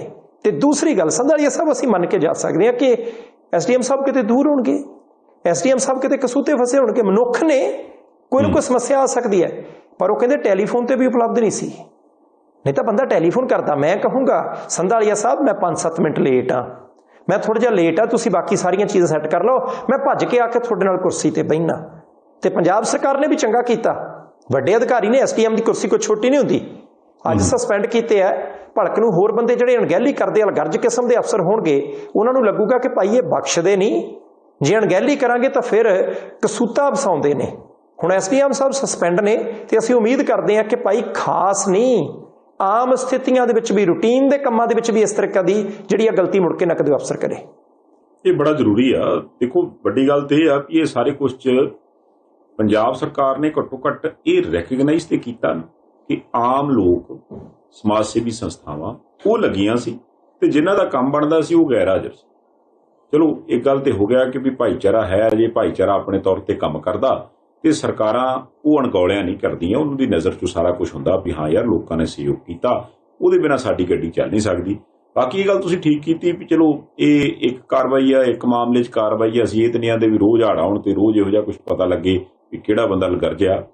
ਆਪਾਂ ਇਹ ਜ਼ਰੂਰ ਆਉਂਦੇ ਹਾਂ ਵੀ ਹੜ੍ਹ ਜ਼ਰੂਰੀ ਨਹੀਂ ਇਹੋ ਜਿਹਾ ਆਵੇ, ਹੜ੍ਹ ਹੋਰ ਕਈ ਤਰ੍ਹਾਂ ਦੇ ਵੀ ਹੁੰਦੇ ਨੇ ਜਿੱਥੇ ਲੋਕਾਂ ਦੀ ਮਦਦ ਕਰਨ ਦੀ ਲੋੜ ਹੁੰਦੀ ਆ ਜਾਂ ਜਿੱਥੇ ਆਮ ਲੋਕਾਂ ਦੀ ਬਾਹ ਫੜਨ ਦੀ ਲੋੜ ਹੁੰਦੀ ਆ, ਕਿਉਂਕਿ ਸਰਕਾਰ ਪੈਸੇ ਤੇ ਇਸੇ ਚੀਜ਼ ਦੇ ਦਿੰਦੀ ਹੈ ਨਾ ਵੀ ਆਹ ਸਾਡੀ ਕੁਰਸੀ ਆ, ਆਹ ਉੱਥੇ ਟੇਬਲ ਲੱਗਾ, ਆਹ ਤੁਹਾਡਾ ਦਫ਼ਤਰ ਆ, ਆਹ ਤੁਹਾਡਾ ਸਹਾਇਤਾ ਦੇ ਲਈ ਅਮਲਾ ਫੈਲਾ, ਤੁਸੀਂ ਫਲਾਨੀ ਸੇਵਾ ਜਿਹੜੀ ਆ ਜੀ ਲੋਕਾਂ ਨੂੰ ਪ੍ਰੋਵਾਈਡ ਕਰਨੀ ਹੈ, ਕਿਉਂਕਿ ਲੋਕਾਂ ਨੇ ਸਰਕਾਰ ਚੁਣੀ ਆ ਤੇ ਲੋਕ ਐਕਸਪੈਕਟ ਕਰਦੇ ਆ, ਚਾਹੁੰਦੇ ਆ ਕਿ ਵੀ ਹਾਂ ਯਾਰ ਸਾਨੂੰ ਇਸ ਦਫ਼ਤਰ ਤੋਂ ਆਹ ਅਫਸਰ ਸਾਹਿਬਾਨ ਆਹ ਸਹੂਲਤ ਦੇਣਗੇ। ਤੇ ਜੇ ਅਫਸਰ ਸਾਹਿਬਾਨ ਨੂੰ ਇਹ ਲੱਗੇ ਵੀ ਮੈਂ ਹੁਣ ਰਾਜਾ, ਇਹ ਹੁਣ ਕੁਰਸੀ ਮੇਰੀ। ਦੇਖੋ, ਇੱਕ ਗੱਲ ਕਿਸੇ ਵੇਲੇ ਇਹ ਵੀ ਹੁੰਦਾ ਵੀ ਕਈ ਬੰਦਾ ਕਹਿੰਦਾ ਮੈਂ ਕਿਹੜਾ ਵੀ ਕਿਤੇ ਵੀ ਕੋਈ ਸਿਫਾਰਿਸ਼ ਨਾਲ ਲਈ ਹੈ, ਮੈਂ ਪੜ੍ਹਾਈ ਕੀਤੀ, ਮੈਂ ਟੈਸਟ ਪਾਸ ਕੀਤੇ। ਦੇਖੋ ਜੀ, ਇਹਦੇ 'ਚ ਕੋਈ ਦੋ ਰਾਏ ਨਹੀਂ ਕਿ ਤੁਸੀਂ ਟੈਸਟ ਪਾਸ ਕੀਤੇ, ਤੁਸੀਂ ਪੜ੍ਹਾਈ ਕੀਤੀ, ਤੁਸੀਂ ਇੱਕ ਮੁਕਾਬਲਾ ਲੜਿਆ, ਉਸ ਮੁਕਾਬਲੇ ਨੂੰ ਸਰ ਕਰਕੇ, ਪਾਰ ਕਰਕੇ, ਜਿੱਤ ਕੇ ਤੁਸੀਂ ਇਹਨਾਂ ਕੁਰਸੀਆਂ ਤੇ ਬੈਠੇ ਹੋ। ਪਰ ਉਹ ਮੁਕਾਬਲਾ ਕੁਰਸੀਆਂ ਸਰ ਕਰਨੀਆਂ, ਉਹ ਕੋਈ ਰਜਵਾੜਾਸ਼ਾਹੀ ਦੀ ਕੁਰਸੀ ਥੋੜਾ ਹਾਸਲ ਕਰਨੀ ਸੀ, ਤਖਤ ਹਾਸਲ ਕਰਨਾ ਆਪਾਂ ਵੀ ਹੁਣ ਲੋਕਾਂ ਨੂੰ ਕੀੜੇ ਮਕੌੜੇ ਸਮਝਣਾ। ਸੋ ਉਹਦੇ 'ਚ ਵੀ ਮੈਨੂੰ ਲੱਗਦਾ ਵੀ ਉਹ ਭਾਵਨਾ ਸ਼ੁਰੂ ਤੋਂ ਇਹ ਹੋਣੀ ਚਾਹੀਦੀ ਵੀ ਉਸ ਕੁਰਸੀ ਤੱਕ ਪਹੁੰਚਣਾ ਤੇ ਉਸ ਕੁਰਸੀ ਤੇ ਪਹੁੰਚ ਕੇ ਤਾਕਤ ਆਪਣੀ ਥਾਂ ਤੇ ਰਹਿ ਗਈ, ਜ਼ਿੰਮੇਵਾਰੀ ਉਹਦੇ ਤੋਂ ਵੱਡੀ ਆ ਤੇ ਉਹ ਆਪਾਂ ਤਨਦੇਹੀ ਨਾਲ ਨਿਭਾਉਣੀ। ਅਸੀਂ ਤੇ ਬੇਨਤੀ ਕਰਦੇ ਹਾਂ ਵੀ ਜੇ ਆਪਾਂ ਉਹ ਕੰਮ ਕਰ ਦਈਏ ਤੇ ਸਭ ਤੋਂ ਵੱਡੀ ਗੱਲ ਜਿਹੜੀ ਚੀਜ਼ ਕਿ ਹੋ ਸਕਦਾ ਲੋਕਾਂ ਨੂੰ ਲੱਗਦਾ ਹੋਵੇ ਵੀ ਅਸਰ ਨਹੀਂ ਕਰਦੀ, ਉਹ ਹੁੰਦੀਆਂ ਨੇ ਅਸੀਸਾਂ। ਅਸੀਸਾਂ ਸਭ ਤੋਂ ਵੱਡੀ ਚੀਜ਼ ਆ। ਹੋਰ ਪੈਸਾ ਧੇਲਾ ਦੇ ਦੁਨੀਆ ਦੇ ਕਈ ਲੋਕਾਂ ਕੋਲੇ ਕਈ ਤਰੀਕੇ ਨਾਲ ਬਹੁਤ ਤਰ੍ਹਾਂ ਦਾ ਤੁਰਿਆ ਫਿਰਦਾ, ਉਹਨੂੰ ਕਮਾ ਕੇ ਕਰਨਾ ਵੀ ਕੀ ਹੈ। ਇਹ ਸੰਧਾਲੀਆ ਸਾਹਿਬ ਤੁਹਾਡੀ ਗੱਲ ਠੀਕ ਹੈ, ਇਹਦੇ ਵਿੱਚ ਕੋਈ ਦੋ ਰਾਏ ਨਹੀਂ। ਸੋ ਅਸੀਂ ਉਮੀਦ ਕਰਦੇ ਹਾਂ ਕਿ ਭਾਈ ਪੰਜਾਬ ਦੇ ਵਿੱਚ ਹਰ ਸਥਿਤੀ ਹੀ ਹੁਣ ਖਾਸ ਹੈ। ਸਾਡੀ ਖੇਤੀਬਾੜੀ ਦੇ ਪੱਖ ਤੋਂ, ਸਾਡੀ ਇੰਡਸਟਰੀ ਦੇ ਪੱਖ ਤੋਂ, ਸਾਡੇ ਪਾਣੀ ਦੇ ਪੱਖ ਤੋਂ, ਸਾਡੀ ਅਮਨ ਤੇ ਕਾਨੂੰਨ ਦੀ ਸਥਿਤੀ ਦੇ ਪੱਖ ਤੋਂ, ਆਪਣੀ ਸਪੋਰਟਸ ਦਾ ਜਿਹੜਾ ਇਸ ਵੇਲੇ ਇਨਫਰਾਸਟ੍ਰਕਚਰ ਬਣਨਾ ਉਹਦੇ ਪੱਖ ਤੋਂ ਅਸੀਂ ਤਾਂ ਅਣਗਹਿਲੀ ਕਰ ਹੀ ਨਹੀਂ ਸਕਦੇ ਨਾ, ਜਿਸ ਸਟੇਜ ਦੇ ਉੱਤੇ ਸਾਡਾ ਸੂਬਾ ਪਹੁੰਚ ਗਿਆ। ਦੂਸਰਾ ਸੰਧਾਲੀਆ ਸਾਹਿਬ, ਅੱਜ ਸਰਦਾਰ ਬਿਕਰਮ ਸਿੰਘ ਮਜੀਠੀਆ ਸ਼੍ਰੋਮਣੀ ਅਕਾਲੀ ਦਲ ਦੇ ਵੱਡੇ ਆਗੂ ਨੇ, ਉਹ ਇੱਕ ਪਰਿਵਾਰ ਦੇ ਕੋਲੇ ਪੁੱਜੇ ਤੇ ਬਾਅਦ ਵਿੱਚ ਉਹਨਾਂ ਨੇ ਪ੍ਰੈਸ ਕਾਨਫਰੰਸ ਕੀਤੀ। ਅਸੀਂ ਜਿੰਨੀ ਵੀ ਗੱਲਬਾਤ ਕਰਾਂਗੇ ਸਰਦਾਰ ਬਿਕਰਮ ਸਿੰਘ ਮਜੀਠੀਆ ਸਾਹਿਬ ਦੇ ਹਵਾਲੇ ਨਾਲ ਕਰਾਂਗੇ। ਪ੍ਰੈਸ ਕਾਨਫਰੰਸ ਤੋਂ ਭਾਵ ਕਿ ਉਸ ਵੇਲੇ ਕੈਮਰੇ ਚੱਲਦੇ ਹੁੰਦੇ ਆ, ਉਸ ਵੇਲੇ ਮਾਈਕ ਲੱਗੇ ਹੁੰਦੇ ਆ, ਸਾਰੀ ਚੀਜ਼ ਰਿਕਾਰਡ ਹੁੰਦੀ ਹੈ। ਉਹ ਸਾਬਕਾ ਕੈਬਨਿਟ ਮੰਤਰੀ ਨੇ ਪੰਜਾਬ ਦੇ, ਸੋ ਉਹਨਾਂ ਦੇ ਹਵਾਲੇ ਨਾਲ ਗੱਲ ਕਰਨ ਜਾ ਰਹੇ ਹਾਂ ਆਪਾਂ। ਕਈ ਵਾਰ ਪ੍ਰਾਈਮ ਏਸ਼ੀਆ ਟੀਵੀ ਦੇ ਪਰਿਵਾਰ ਦੇ ਮੈਂਬਰਾਂ ਨਾਲ ਗੱਲ ਕੀਤੀ ਕਿ ਦੋ ਸਕੇ ਭਰਾਵਾਂ ਨੇ ਦਰਿਆ ਦੇ ਵਿੱਚ ਛਾਲ ਮਾਰ ਦਿੱਤੀ ਸੀ। 10-11 ਦਿਨ ਹੋ ਗਏ, ਅਜੇ ਤੱਕ ਉਹਨਾਂ ਦਾ ਕੋਈ ਥਹੁ ਪਤਾ ਨਹੀਂ। ਸੰਧਾਲੀਆ ਸਾਹਿਬ, ਮੈਂ ਇਹ ਨਹੀਂ ਕਹਿਣਾ ਚਾਹੁੰਦਾ ਕਿ ਪਾਣੀ ਦੇ ਵਿੱਚੋਂ ਕੀ ਨਹੀਂ ਲੱਭਾ, ਜਿਹੜਾ ਸ਼ਬਦ ਆਪਾਂ ਆਮ ਤੌਰ ਤੇ ਵਰਤਦੇ ਹਾਂ। ਅਸੀਂ ਚਾਹੁੰਦੇ ਹਾਂ ਕਿ ਉਹ ਠੀਕ ਹੋਣ, ਉਹ ਸਾਹ ਲੈਂਦੇ ਹੋਣ, ਉਹ ਤੰਦਰੁਸਤ ਹੋਣ। ਆਪਾਂ ਉਹ ਸ਼ਬਦ ਵਰਤਣਾ ਹੀ ਨਹੀਂ। ਪਰ ਦਰਿਆ ਦੇ ਵਿੱਚ ਛਾਲ ਮਾਰੀ ਹੈ ਦੋ ਭਰਾਵਾਂ ਨੇ, 10-11 ਦਿਨ ਹੋ ਗਏ, ਅਜੇ ਤੱਕ ਕੋਈ ਥਹੁ ਪਤਾ ਨਹੀਂ ਹੈ। ਤੇ ਅੱਜ ਸਰਦਾਰ ਬਿਕਰਮ ਸਿੰਘ ਮਜੀਠੀਆ ਸਾਹਿਬ ਉੱਥੇ ਗਏ, ਕਿਉਂਕਿ ਘਟਨਾ ਕੀ ਸੀ, ਅੱਜ ਉਹਨਾਂ ਨੇ ਉਸ ਪਰਿਵਾਰ ਦੇ ਕੁਝ ਕੁ ਮੈਂਬਰ ਜਿਹੜੇ ਆ ਪ੍ਰੈਸ ਕਾਨਫਰੰਸ ਵਿੱਚ ਆਪਣੇ ਨਾਲ ਬਿਠਾਏ ਸੀ। ਇਹਦੇ ਤੋਂ ਇਲਾਵਾ ਉਹਨਾਂ ਨੇ ਕੁਝ ਕੁ ਲੋਕ ਆਪਣੇ ਪਿੱਛੇ ਖੜੇ ਕੀਤੇ ਸੀ ਜਿਹੜੇ ਮੌਕੇ ਦੇ ਗਵਾਹ ਸੀ। ਜੇ ਸਰਦਾਰ ਬਿਕਰਮ ਸਿੰਘ ਮਜੀਠੀਆ ਸਾਹਿਬ ਦੀਆਂ ਗੱਲਾਂ ਠੀਕ ਨੇ, ਸੱਚੀਆਂ ਨੇ, ਉਹਨਾਂ ਦੇ ਨਾਲ ਜਿਹੜੇ ਗਵਾਹ ਨੇ ਉਹਨਾਂ ਨੇ ਗੱਲਾਂ ਸਾਰੀਆਂ ਠੀਕ ਕੀਤੀਆਂ, ਤੇ ਮੈਨੂੰ ਲੱਗਦਾ ਕਿ ਪੰਜਾਬ ਸਰਕਾਰ ਨੂੰ ਤੁਰੰਤ ਐਕਸ਼ਨ ਲੈਣਾ ਚਾਹੀਦਾ। ਮੁੱਖ ਮੰਤਰੀ ਸਾਹਿਬ ਨੂੰ ਐਕਸ਼ਨ ਲੈਣਾ ਚਾਹੀਦਾ।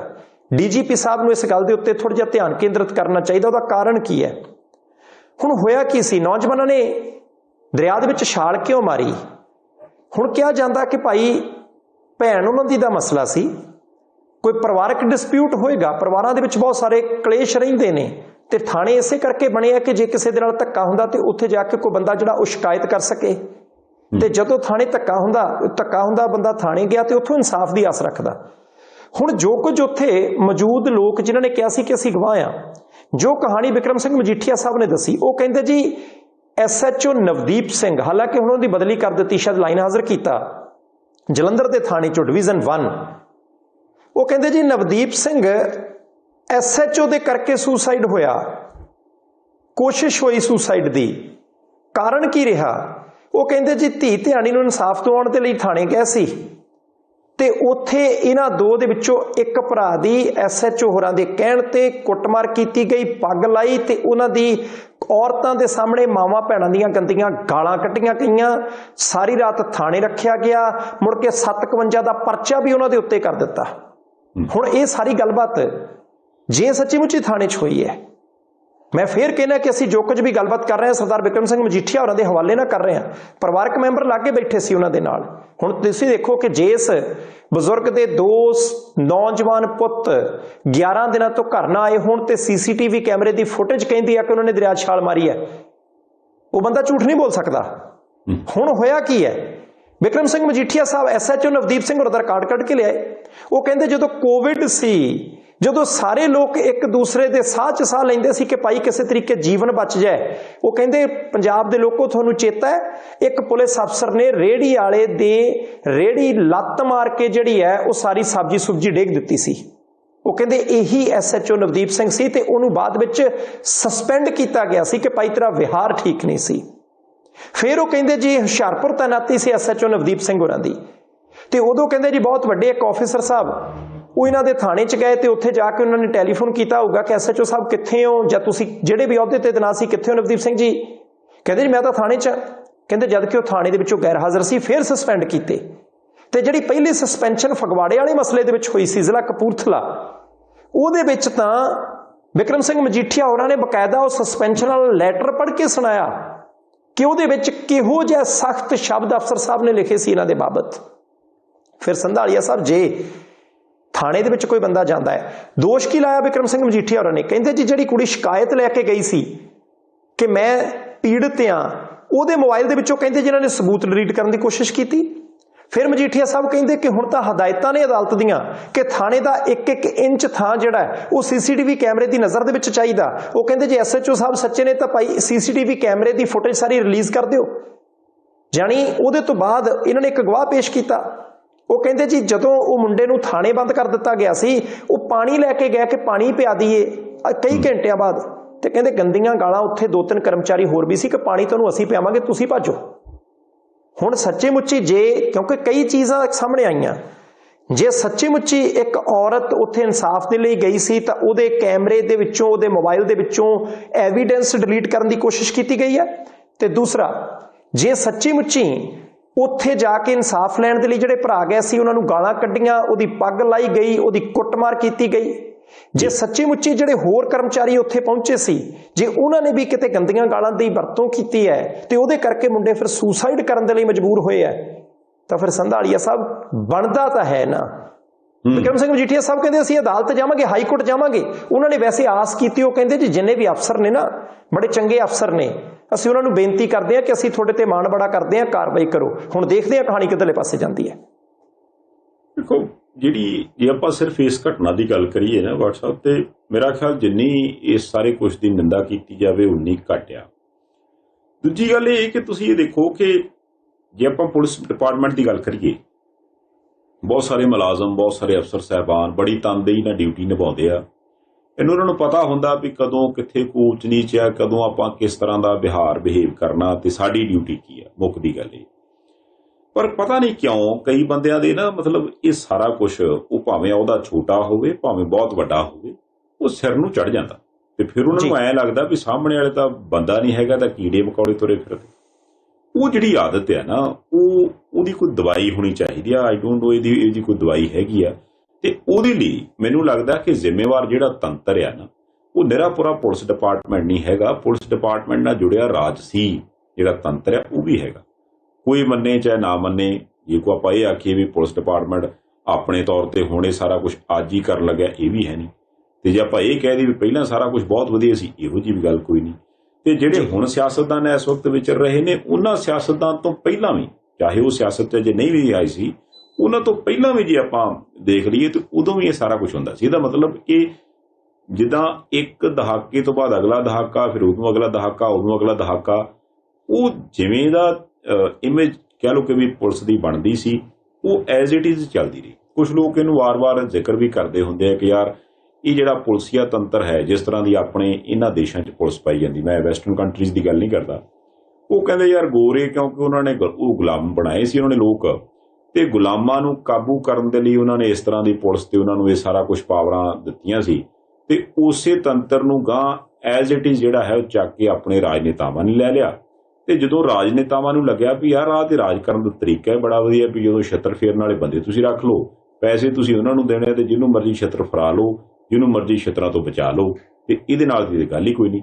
ਇਹ ਮੈਂ ਤਾਂ ਥੋੜੀ ਜਿਹੀ ਗੱਲ ਪੁਆਇੰਟ ਆਊਟ ਕੀਤੀ ਵੀ ਜਦੋਂ ਜੇ ਆਪਾਂ ਪੁਲਿਸ ਦੀ ਰੂਲ ਬੁੱਕ ਪੜ੍ਹ ਲਈਏ ਜਾਂ ਕਾਨੂੰਨ ਪੜ੍ਹ ਲਈਏ ਜਾਂ ਸੰਵਿਧਾਨ ਪੜ੍ਹ ਲਈਏ ਜਾਂ ਹੋਰ ਜਿਹੜੇ ਕਹਿ ਲਓ ਨਿਯਮਾਵਲੀਆਂ ਨੇ ਉਹ ਪੜ੍ਹ ਲਈਏ, ਤੇ ਉੱਥੇ ਕਿਤੇ ਇਹੋ ਜਿਹੀਆਂ ਚੀਜ਼ਾਂ ਥੋੜਾ ਲਿਖੀਆਂ ਵੀ ਹਾਂ ਵੀ ਜੇ ਕੋਈ ਔਰਤ ਆਈ ਹੈ ਤੇ ਉਹਦੇ ਨਾਲ ਤੁਸੀਂ ਧੱਕਾ ਕਰਦੇ ਹੋ, ਜੇ ਕੋਈ ਉਹਦੇ ਨਾਲ ਕੋਈ ਭਰਾ ਉਹਦਾ ਆਇਆ, ਕੋਈ ਰਿਸ਼ਤੇਦਾਰ ਘਰ ਦਾ ਪਰਿਵਾਰ ਦਾ ਜੀ ਆਇਆ, ਤੇ ਉਹਨੂੰ ਤੁਸੀਂ ਚੁੱਕ ਕੇ ਤੇ ਆਹ ਕੁਛ ਕਰ ਦਿਓ ਵੀ ਮਰਨ ਵਾਲਾ ਕਰ ਦਿਓ। ਜਾਂ ਈਵਨ ਜੇ ਆਪਾਂ ਪੰਜਾਬ 'ਚ ਪਿੱਛੇ ਚਲੇ ਜਾਈਏ, ਜਦੋਂ ਕਿ ਇੱਕ ਦੌਰ ਜਿਹਦੀ ਆਪਾਂ ਕਈ ਵਾਰ ਜ਼ਿਕਰ ਕਰਦੇ ਹਾਂ, ਗੱਲ ਕਰਦੇ ਹਾਂ, ਉਸ ਦੌਰ 'ਚ ਕੀ ਕੁਛ ਹੋਇਆ, ਉਸ ਦੌਰ ਦੇ ਵਿੱਚ ਵੀ ਤੇ ਪੁਲਿਸ ਵਾਲੇ ਸੀਗੇ ਹੀ ਨਾ, ਉਹਨਾਂ 'ਚੋਂ ਕਈਆਂ ਦੇ ਕੇਸ ਸਟਿਲ ਅਜੇ ਚੱਲਦੇ ਨੇ, ਕਈਆਂ ਨੂੰ ਆਪਾਂ ਕਦੀ ਕਦੀ ਦੇਖਦੇ ਹੁੰਦੇ ਵੀ ਕੋਈ ਦੁਨੀਆ ਤੋਂ ਚੱਲ ਗਿਆ, ਨਾਲ ਦੇ 5-4 ਸਾਥੀ ਹੁਣ ਰਿਟਾਇਰ ਹੋ ਕੇ ਵੀ ਤੁਰਿਆ, ਉਹਨਾਂ ਕੋਲ ਜਾਂਦਾ ਨਹੀਂ, ਪਰ ਫਿਰ ਵੀ ਉਹਨਾਂ ਦੇ ਉਸ ਵੇਲੇ ਦੇ ਕੀਤੇ ਕੰਮਾਂ ਦੀ ਅਦਾਲਤ ਉਹਨਾਂ ਨੂੰ ਸਜ਼ਾ ਦਿੰਦੀ। ਇਹ ਮੈਂ ਸਾਰਾ ਕੁਛ ਤਾਂ ਕੋਟ ਕਰ ਰਿਹਾ ਵੀ ਇਹ ਕਿਸੇ ਕਾਨੂੰਨ 'ਚ ਨਹੀਂ ਲਿਖਿਆ ਕਿ ਤੁਸੀਂ ਆਪਣੀ ਅਹੁਦੇ ਦੀ ਦੁਰਵਰਤੋਂ ਕਰਕੇ ਤੇ ਬੰਦੇ ਨੂੰ ਬੰਦਾ ਨਾ ਸਮਝੋ, ਪਰ ਉਹਦੇ ਬਾਵਜੂਦ ਵੀ ਇਹ ਚੱਲਦਾ ਆ ਰਿਹਾ, ਪਹਿਲਾਂ ਤੋਂ ਵੀ ਹੁਣ ਵੀ ਚੱਲ ਰਿਹਾ, ਤੇ ਜੇ ਇਹ ਸਟਿਲ ਚੱਲਦਾ ਰਿਹਾ ਤੇ ਇਹ ਆਪਾਂ ਕਿਵੇਂ ਆਸ ਉਮੀਦ ਕਰਾਂਗੇ ਵੀ ਜਿਹੜੇ ਵੀ ਲੀਡਰ ਸਾਹਿਬਾਨ ਹੁਣ ਨੇ ਜਾਂ ਇਹਦੋਂ ਪਹਿਲੇ ਸੀਗੇ ਜਾਂ ਜਿਹੜੇ ਗਾਂਹ ਆਉਣਗੇ ਤੇ ਉਹ ਕਹਿੰਦੇ ਵੀ ਅਸੀਂ ਲੋਕਾਂ ਨੂੰ ਬਹੁਤ ਵਧੀਆ ਰਾਜ ਦੇਵਾਂਗੇ, ਉਹ ਮਿਲ ਜੂਗਾ। ਇਹਦਾ ਮਤਲਬ ਤੇ ਉਹੀ ਹੋ ਗਿਆ ਨਾ, ਜਦੋਂ ਪਨੂ ਸਾਹਿਬ ਕਿਸੇ ਜ਼ਿਕਰ ਕਰਦੇ ਹੁੰਦੇ ਆ ਵੀ ਜਦੋਂ ਕੋਈ ਲੀਡਰ ਹੋਵੇ ਤੇ ਲੀਡਰ ਨੂੰ ਹੁੰਦਾ ਵੀ ਯਾਰ ਮੈਂ ਥੋੜਾ ਜਿਹਾ ਆਪਣਾ 19-21 ਵਾਲਾ ਕੰਮ ਕਰਾਉਣਾ ਤੇ ਫਲਾਣੇ ਬੰਦੇ ਕੋਲੋਂ ਕਰਾ ਲਓ, ਕੋਈ ਨਹੀਂ ਆਪਣਾ ਹੀ ਹੋ ਹੈ ਨਾ, ਮੈਂ ਉਹਨੂੰ ਕਹਿ ਦਿੰਦਾ। ਉਹ ਹੁਣ ਲੀਡਰ ਸਾਹਿਬ ਨੇ ਉਸ ਬੰਦੇ ਕੋਲੋਂ ਇੱਕ ਕੰਮ ਕਰਾਇਆ, ਉਹ ਬੰਦੇ ਦੀਆਂ ਨਜ਼ਰਾਂ ਦੇ ਵਿੱਚ ਲੀਡਰ ਥੋੜਾ ਜਿਹਾ ਕਾਣਾ ਹੋ ਗਿਆ, ਫਿਰ ਉਸ ਬੰਦੇ ਨੇ ਆਪਣੇ ਤੌਰ ਤੇ 2 ਕੰਮ ਕੀਤੇ। ਜਦੋਂ ਗੱਲ ਉੱਡੀ ਤੇ ਉਹਨੇ ਉਸੇ ਲੀਡਰ ਸਾਹਿਬ ਕੋਲ ਜਾ ਕੇ ਪਹੁੰਚ ਕੀਤੀ ਵੀ ਜਨਾਬ ਤੁਸੀਂ ਉਦੋਂ ਆਹ ਕੰਮ ਕੀਤਾ, ਇਹ ਹੁਣ ਮੇਰੇ ਤੇ ਆਹ ਗੱਲ ਆ ਗਈ, ਹੁਣ ਤੁਸੀਂ ਮੇਰਾ ਬਚਾਅ ਕਰਨਾ, ਜੇ ਨਾ ਕੀਤਾ ਫਿਰ ਮੈਂ ਉਹ ਆਪਣੇ ਤੇ 2 ਮੰਨੂਗਾ ਹੀ, ਤੁਹਾਡੇ ਵਾਲਾ ਵੀ ਮੰਨੂਗਾ। ਉਹ ਫਿਰ ਉਹਨੂੰ ਬਚਾਉਂਦਾ। ਆਹ ਜਿਹੜਾ ਸਾਰਾ ਕੁਝ ਚੱਲਣ ਲੱਗ ਪਿਆ ਕੰਮ, ਇਹ ਸਾਡੀ ਹੱਥ ਬੰਨ ਕੇ ਬੇਨਤੀ ਹੈ ਵੀ ਜੇ ਤੁਸੀਂ ਇਹਨੂੰ ਰੋਕ ਲਓਗੇ ਤੇ ਵੀ ਠੀਕ ਆ, ਨਹੀਂ ਤੇ ਫਿਰ ਜੋ ਪਹਿਲਾਂ ਚੱਲਦਾ ਸੀ ਉਹ ਹੁਣ ਚੱਲੀ ਜਾਂਦਾ। ਤੇ ਜਦੋਂ ਆਪਾਂ ਇਹ ਸੁਣਦੇ ਵੀ ਯਾਰ ਲੋਕ ਜਹਾਜ਼ੇ ਕਿਉਂ ਚੜੀ ਜਾਂਦੇ, ਵੀ ਲੋਕ ਜਹਾਜ਼ੇ ਚੜ੍ਹਨਾ ਵੀ ਤਾਂ ਹੋਰ ਤਾਂ ਕੋਈ ਕੁੱਟ ਖਾਈ ਜਾਣ, ਦੱਸੋ, ਜਾਂ ਦਰਿਆਵਾਂ ਛਾਲਾਂ ਮਾਰੀ ਜਾਣ। 2000ਵੇਂ ਐਪੀਸੋਡ ਦੇ ਵਿੱਚ ਸੰਧਾਲੀਆ ਸਾਹਿਬ ਮੈਂ ਅੱਜ ਖਾਸ ਤੌਰ ਦੇ ਉੱਤੇ ਤੁਹਾਨੂੰ ਦੱਸਣ ਲੱਗਿਆ, ਤੁਸੀਂ ਥੋੜਾ ਜਿਹਾ ਧਿਆਨ ਨਾਲ ਸੁਣਿਓ। ਸਨੌਰ ਹਲਕੇ ਦਾ ਪਿੰਡ ਹੈ ਜੋਧਪੁਰ, ਉਸ ਪਿੰਡ ਦੇ ਵਿੱਚ ਸਰਬਸੰਮਤੀ ਹੋ ਗਈ ਹੈ ਜੀ ਪੰਚਾਇਤ ਦੀ। ਹਾਲਾਂਕਿ ਆਫੀਸ਼ੀਅਲੀ ਤਾਂ ਜਦੋਂ ਕਾਗਜ਼ ਪੱਤਰ ਭਰਨੇ, ਹਾਂਜੀ ਇਹ ਬਾਠ ਸਾਹਿਬ ਸਾਜ਼ਿਸ਼ਨ ਤੁਸੀਂ ਪਿੰਡਾਂ 'ਚ ਵਿਚਰ ਕੇ ਇਹ ਕੰਮ ਕਰਵਾ ਰਹੇ ਹੋ, ਮੈਨੂੰ ਸਖਤ ਨਾ ਹੋਣਾ ਪਵੇ, ਮੈਂ ਤੁਹਾਨੂੰ ਤਾਕੀਦ ਕਰਦਾ ਕਿ ਇਹ ਕੰਮ ਰੋਕ ਦਿੱਤਾ ਜਾਵੇ। ਅਗਲੀ ਗੱਲ ਸੁਣੋ, ਸਰਬਸੰਮਤੀਆਂ ਅਗਲੀ ਸੁਣੋ। ਪਟਿਆਲੇ ਜ਼ਿਲ੍ਹੇ ਦਾ ਇੱਕ ਪਿੰਡ ਹੈ ਤੇ ਉਹਨਾਂ ਨੇ ਵੀ ਸਰਬਸੰਮਤੀ ਕਰ ਲਈ, ਤੇ ਉਹਨਾਂ ਨੇ ਨਾਲ ਇਹ ਵੀ ਲਿਖ ਕੇ ਭੇਜਿਆ ਕਿ ਭਾਈ ਅਸੀਂ ਕਦੇ ਪੰਚਾਇਤੀ ਇਲੈਕਸ਼ਨ ਹੋਣ ਨਹੀਂ ਦਿੱਤੀ, ਸ਼ੁਰੂ ਤੋਂ ਲੈ ਕੇ ਅੱਜ ਤੱਕ ਸਰਬਸੰਮਤੀ ਹੁੰਦੀ ਹੈ। ਤੇ ਮੈਂ ਵੀ ਫੱਟ ਉਹਨਾਂ ਨੂੰ ਮੋੜਵਾਂ ਜਵਾਬ ਭੇਜ ਦਿੱਤਾ, ਮੈਂ ਕਿਹਾ ਜੀ ਅਸੀਂ ਆਪ ਆਵਾਂਗੇ ਤੁਹਾਡੇ ਪਿੰਡ, ਅਸੀਂ ਪੰਜਾਬ ਦਾ ਪਿੰਡ। ਹਾਂਜੀ, ਮੈਨੂੰ ਲੈ ਕੇ ਜਾਇਓ ਬਾਠ ਸਾਹਿਬ ਨਾਲ, ਮੈਂ ਸਮਝਾ ਕੇ ਆਊਂਗਾ ਬਜ਼ੁਰਗਾਂ ਨੂੰ ਵੀ ਯਾਰ ਕਿਉਂ ਅਸੀਂ ਕੋਈ ਵਿਗਾੜਿਆ, ਕੀ ਗੱਲ ਸਾਨੂੰ ਵੋਟਾਂ ਵਾਟਾਂ ਦਾ ਕੋਈ ਮਤਲਬ ਨਹੀਂ ਆਇਆ। ਜੇ ਏਦਾਂ ਹੀ ਸਰਬਸੰਮਤੀਆਂ ਹੋਣ ਲੱਗ ਪਈਆਂ ਤੇ ਫਿਰ ਆਹੋ ਨਹੀਂ, ਮੈਨੂੰ ਸੀਗਾ ਕਿ ਕੋਈ ਚੱਜ ਦੀ ਖਬਰ ਜਿਹੜੀ ਹੈ ਜਿਹਦੇ ਨਾਲ ਪੰਜਾਬ ਨੂੰ ਕਿਤੇ ਆਸ ਉਮੀਦ ਵੱਜਦੀ ਹੈ ਤੇ ਤੁਹਾਡੀਆਂ ਆਸਾਂ ਦੇ ਉੱਤੇ ਪਾਣੀ ਫਿਰਦਾ। ਸੰਧਾਲੀਆ ਸਾਹਿਬ ਮਾੜੀ ਜੀ ਉਹ ਗੱਲ ਦੱਸੀਏ ਜ਼ਰੂਰ। ਤੁਸੀਂ ਦੇਖੋ ਕਿ ਐਸੇ ਵੀ ਪਿੰਡ ਨੇ ਜਿੱਥੇ ਇਲੈਕਸ਼ਨ ਨਹੀਂ ਹੁੰਦੀ, ਜਿੱਥੇ ਲੋਕ ਭਾਈਚਾਰੇ ਨਾਲ ਇਤਫਾਕ ਦੇ ਨਾਲ ਰਹਿੰਦੇ ਆ। ਚਲੋ ਆਪਾਂ ਅੱਗੇ ਤੁਰਦੇ ਹਾਂ ਸੰਧਾਲੀਆ ਸਾਹਿਬ। ਕੇਂਦਰੀ ਜੇਲ੍ਹ ਬਠਿੰਡਾ, ਜ਼ਿਕਰ ਉਹਦਾ ਇਸ ਕਰਕੇ ਕਰਨ ਲੱਗੇ ਹਾਂ ਕਿਉਂਕਿ ਪਿਛਲੇ ਦਿਨਾਂ ਦੇ ਵਿੱਚ ਜਦੋਂ ਬਲਕੌਰ ਸਿੰਘ ਹੋਰੀ, ਸਿੱਧੂ ਮੂਸੇਵਾਲੇ ਦੇ ਪਿਤਾ ਜੀ, ਉਹਨਾਂ ਨੇ ਕਿਹਾ ਸੀ ਕਿ ਭਾਈ ਮੁੰਡੇ ਦੇ ਖੂਨ ਨਾਲ ਲਿਬੜੇ ਕੱਪੜੇ ਪਾ ਕੇ ਜਾਇਆ ਕਰੂੰਗਾ ਜੇ ਇਨਸਾਫ ਨਾ ਮਿਲਿਆ, ਕਿਉਂਕਿ ਇਨਸਾਫ ਤਾਂ ਭਾਲਦਾ ਹੈ ਨਾ ਪਰਿਵਾਰ। ਉਧਰਲੇ ਪਾਸੇ ਵੱਖਰੀ ਗੱਲ ਹੈ ਕਿ ਪ੍ਰਸ਼ਾਸਨ ਦਾਅਵੇ ਕਰਦਾ ਕਿ ਕੁਝ ਲੋਕ ਜਿਹੜੇ ਵਿਦੇਸ਼ ਦੇ ਵਿੱਚ ਨੇ ਉਹਨਾਂ ਨੂੰ ਛੱਡ ਕੇ ਅਸੀਂ ਬਾਕੀ ਬੰਦੇ ਫੜ ਲਏ, ਤੇ ਦੇਖੋ ਅਦਾਲਤ ਦੇ ਵਿੱਚ ਸੁਣਵਾਈ ਲਗਾਤਾਰ ਜਾਰੀ ਹੈ। ਤੇ ਜਦੋਂ ਬਲਕੌਰ ਸਿੰਘ ਹੋਰਾਂ ਦਾ ਚੇਤਾ ਆਉਂਦਾ ਤੇ ਉਦੋਂ ਲਾਰੈਂਸ ਬਿਸ਼ਨੋਈ ਦਾ ਚੇਤਾ ਆਉਂਦਾ ਹੈ। ਜਦੋਂ ਲਾਰੈਂਸ ਬਿਸ਼ਨੋਈ ਦਾ ਚੇਤਾ ਆਉਂਦਾ ਤੇ ਉਹਦੀਆਂ 2 ਇੰਟਰਵਿਊਜ਼ ਯਾਦ ਆਉਂਦੀਆਂ ਹੈ, ਤੇ ਉਹ ਇੰਟਰਵਿਊਜ਼ ਸਾਨੂੰ ਨਹੀਂ ਪਤਾ ਕਿ ਉਹ ਕਿਹੜੇ ਸੂਬੇ ਦੀ ਕਿਹੜੀ ਜੇਲ੍ਹ ਦੇ ਵਿੱਚੋਂ ਹੋਈਆਂ, ਕਿਉਂਕਿ ਉਹਦੇ ਬਾਬਤ ਮੁੜ ਕੇ ਕੋਈ ਉਗ ਸੁਗ ਨਿਕਲੀ ਨਹੀਂ। ਪਰ ਉਹ ਇੰਟਰਵਿਊਜ਼ ਇਹ ਦੱਸਦੀਆਂ ਸੀ ਕਿ ਪੰਜਾਬ ਦੀਆਂ ਜਾਂ ਭਾਰਤ ਦੀਆਂ ਜੇਲ੍ਹਾਂ ਦੇ ਵਿੱਚ ਮੋਬਾਈਲ ਫੋਨ ਦੀ ਵਰਤੋਂ ਮੁਕੰਮਲ ਬੈਨ ਹੈ। ਭਾਰਤ ਦੀਆਂ ਪੰਜਾਬ ਦੀਆਂ ਜੇਲ੍ਹਾਂ ਦੇ ਵਿੱਚ ਇੰਟਰਨੈਟ ਦੀ ਵਰਤੋਂ ਕੈਦੀਆਂ ਹਵਾਲਾਤੀਆਂ ਦੁਆਰਾ ਮੁਕੰਮਲ ਬੰਦ ਹੈ।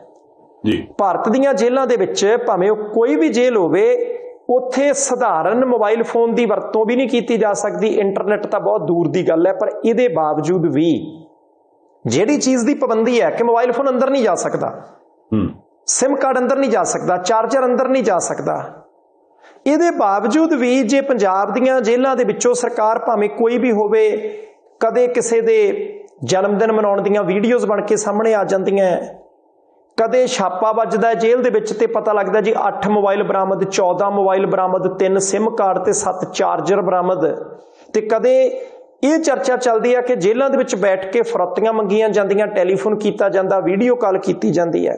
ਕਦੇ ਇਹ ਚਰਚਾ ਚੱਲਣ ਲੱਗ ਪੈਂਦੀ ਹੈ ਕਿ ਜੇਲ੍ਹਾਂ ਦੇ ਵਿੱਚ ਬੈਠ ਕੇ ਗੋਂਦਾਂ ਗੁੰਦੀਆਂ ਜਾਂਦੀਆਂ, ਸਾਜ਼ਿਸ਼ਾਂ ਘੜੀਆਂ ਜਾਂਦੀਆਂ ਕਿ ਭਾਈ ਇਸ ਬੰਦੇ ਨੂੰ ਆਪਾਂ ਗੱਡੀ ਚਾੜ ਦੇਣਾ, ਇਹਨੂੰ ਅਗਵਾ ਕਰਨਾ, ਇਹਦੇ ਤੋਂ ਪੈਸੇ ਲੈਣੇ ਆ।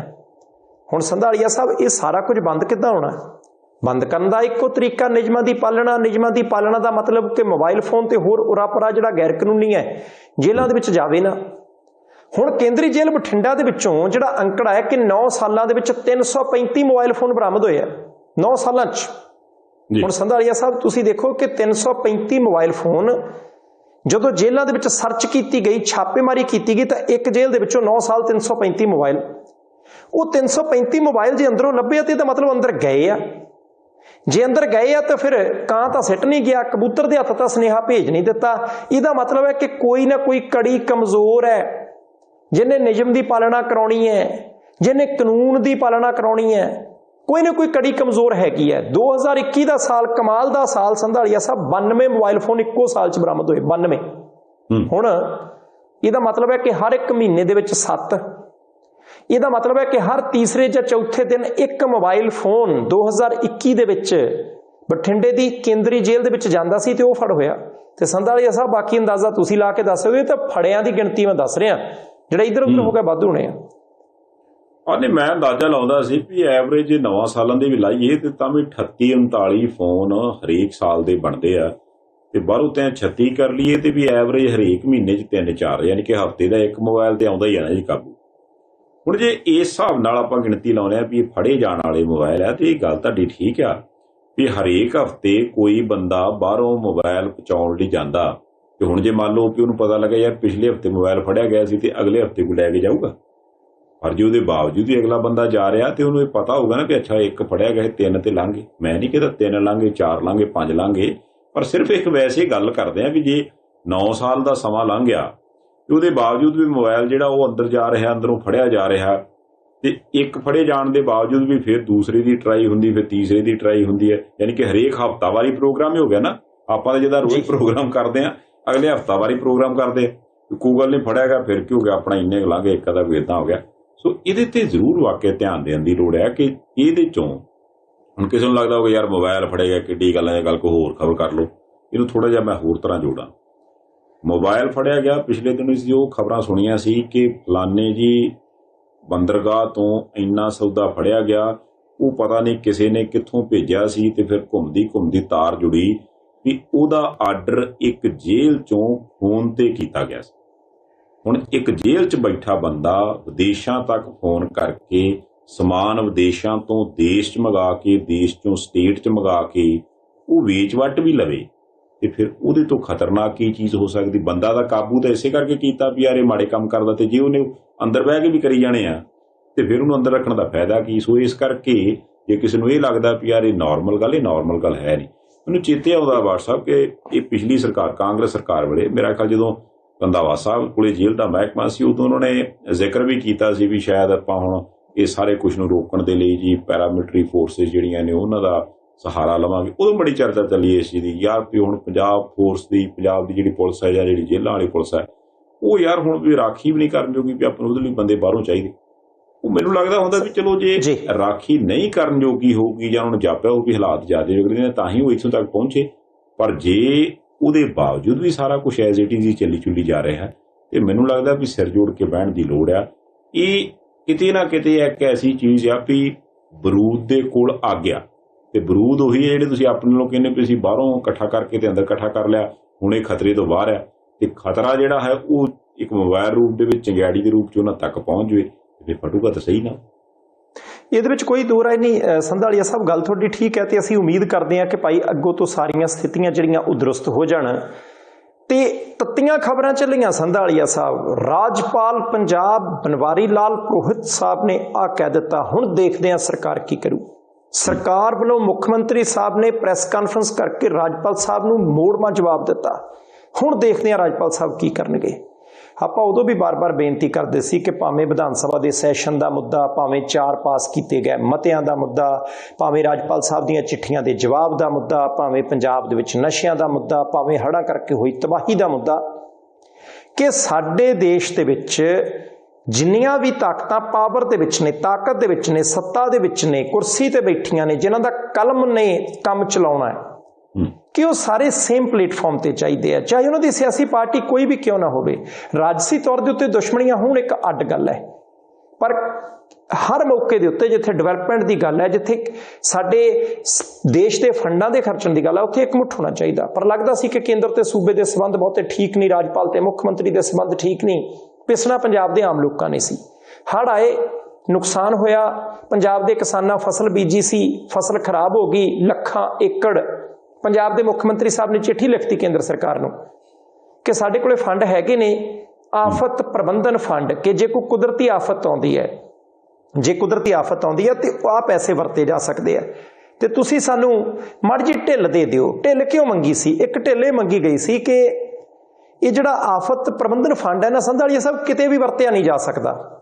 ਇਹਦੇ ਲਈ ਕੁਝ ਸ਼ਰਤਾਂ ਨੇ ਕਿ ਇਸ ਸਥਿਤੀ ਦੇ ਵਿੱਚ, ਇਸ ਸਟੇਜ ਦੇ ਉੱਤੇ, ਇਸ ਲਈ ਇੰਨਾ ਪੈਸਾ ਵਰਤ ਸਕਦੇ ਹੋ। ਹੁਣ ਉਹਦੇ ਵਿੱਚ ਲਿਖਿਆ ਕੀ ਸੀ ਕਿ ਜੇ ਹੜ੍ਹ ਆਉਂਦੇ ਨੇ, ਕੁਦਰਤੀ ਆਫਤ ਆਉਂਦੀ ਹੈ, ਤੁਹਾਡੀ ਭਰੀ ਫਸਲ ਖਰਾਬ ਹੁੰਦੀ ਹੈ ਤਾਂ ਪੈਸੇ ਦੇ ਸਕਦੇ ਹੋ, ਪਰ ਜੇ ਫਸਲ ਦੀ ਅਜੇ ਸ਼ੁਰੂਆਤ ਹੀ ਹੈ ਤਾਂ ਪੈਸੇ ਨਹੀਂ ਦੇ ਸਕਦੇ।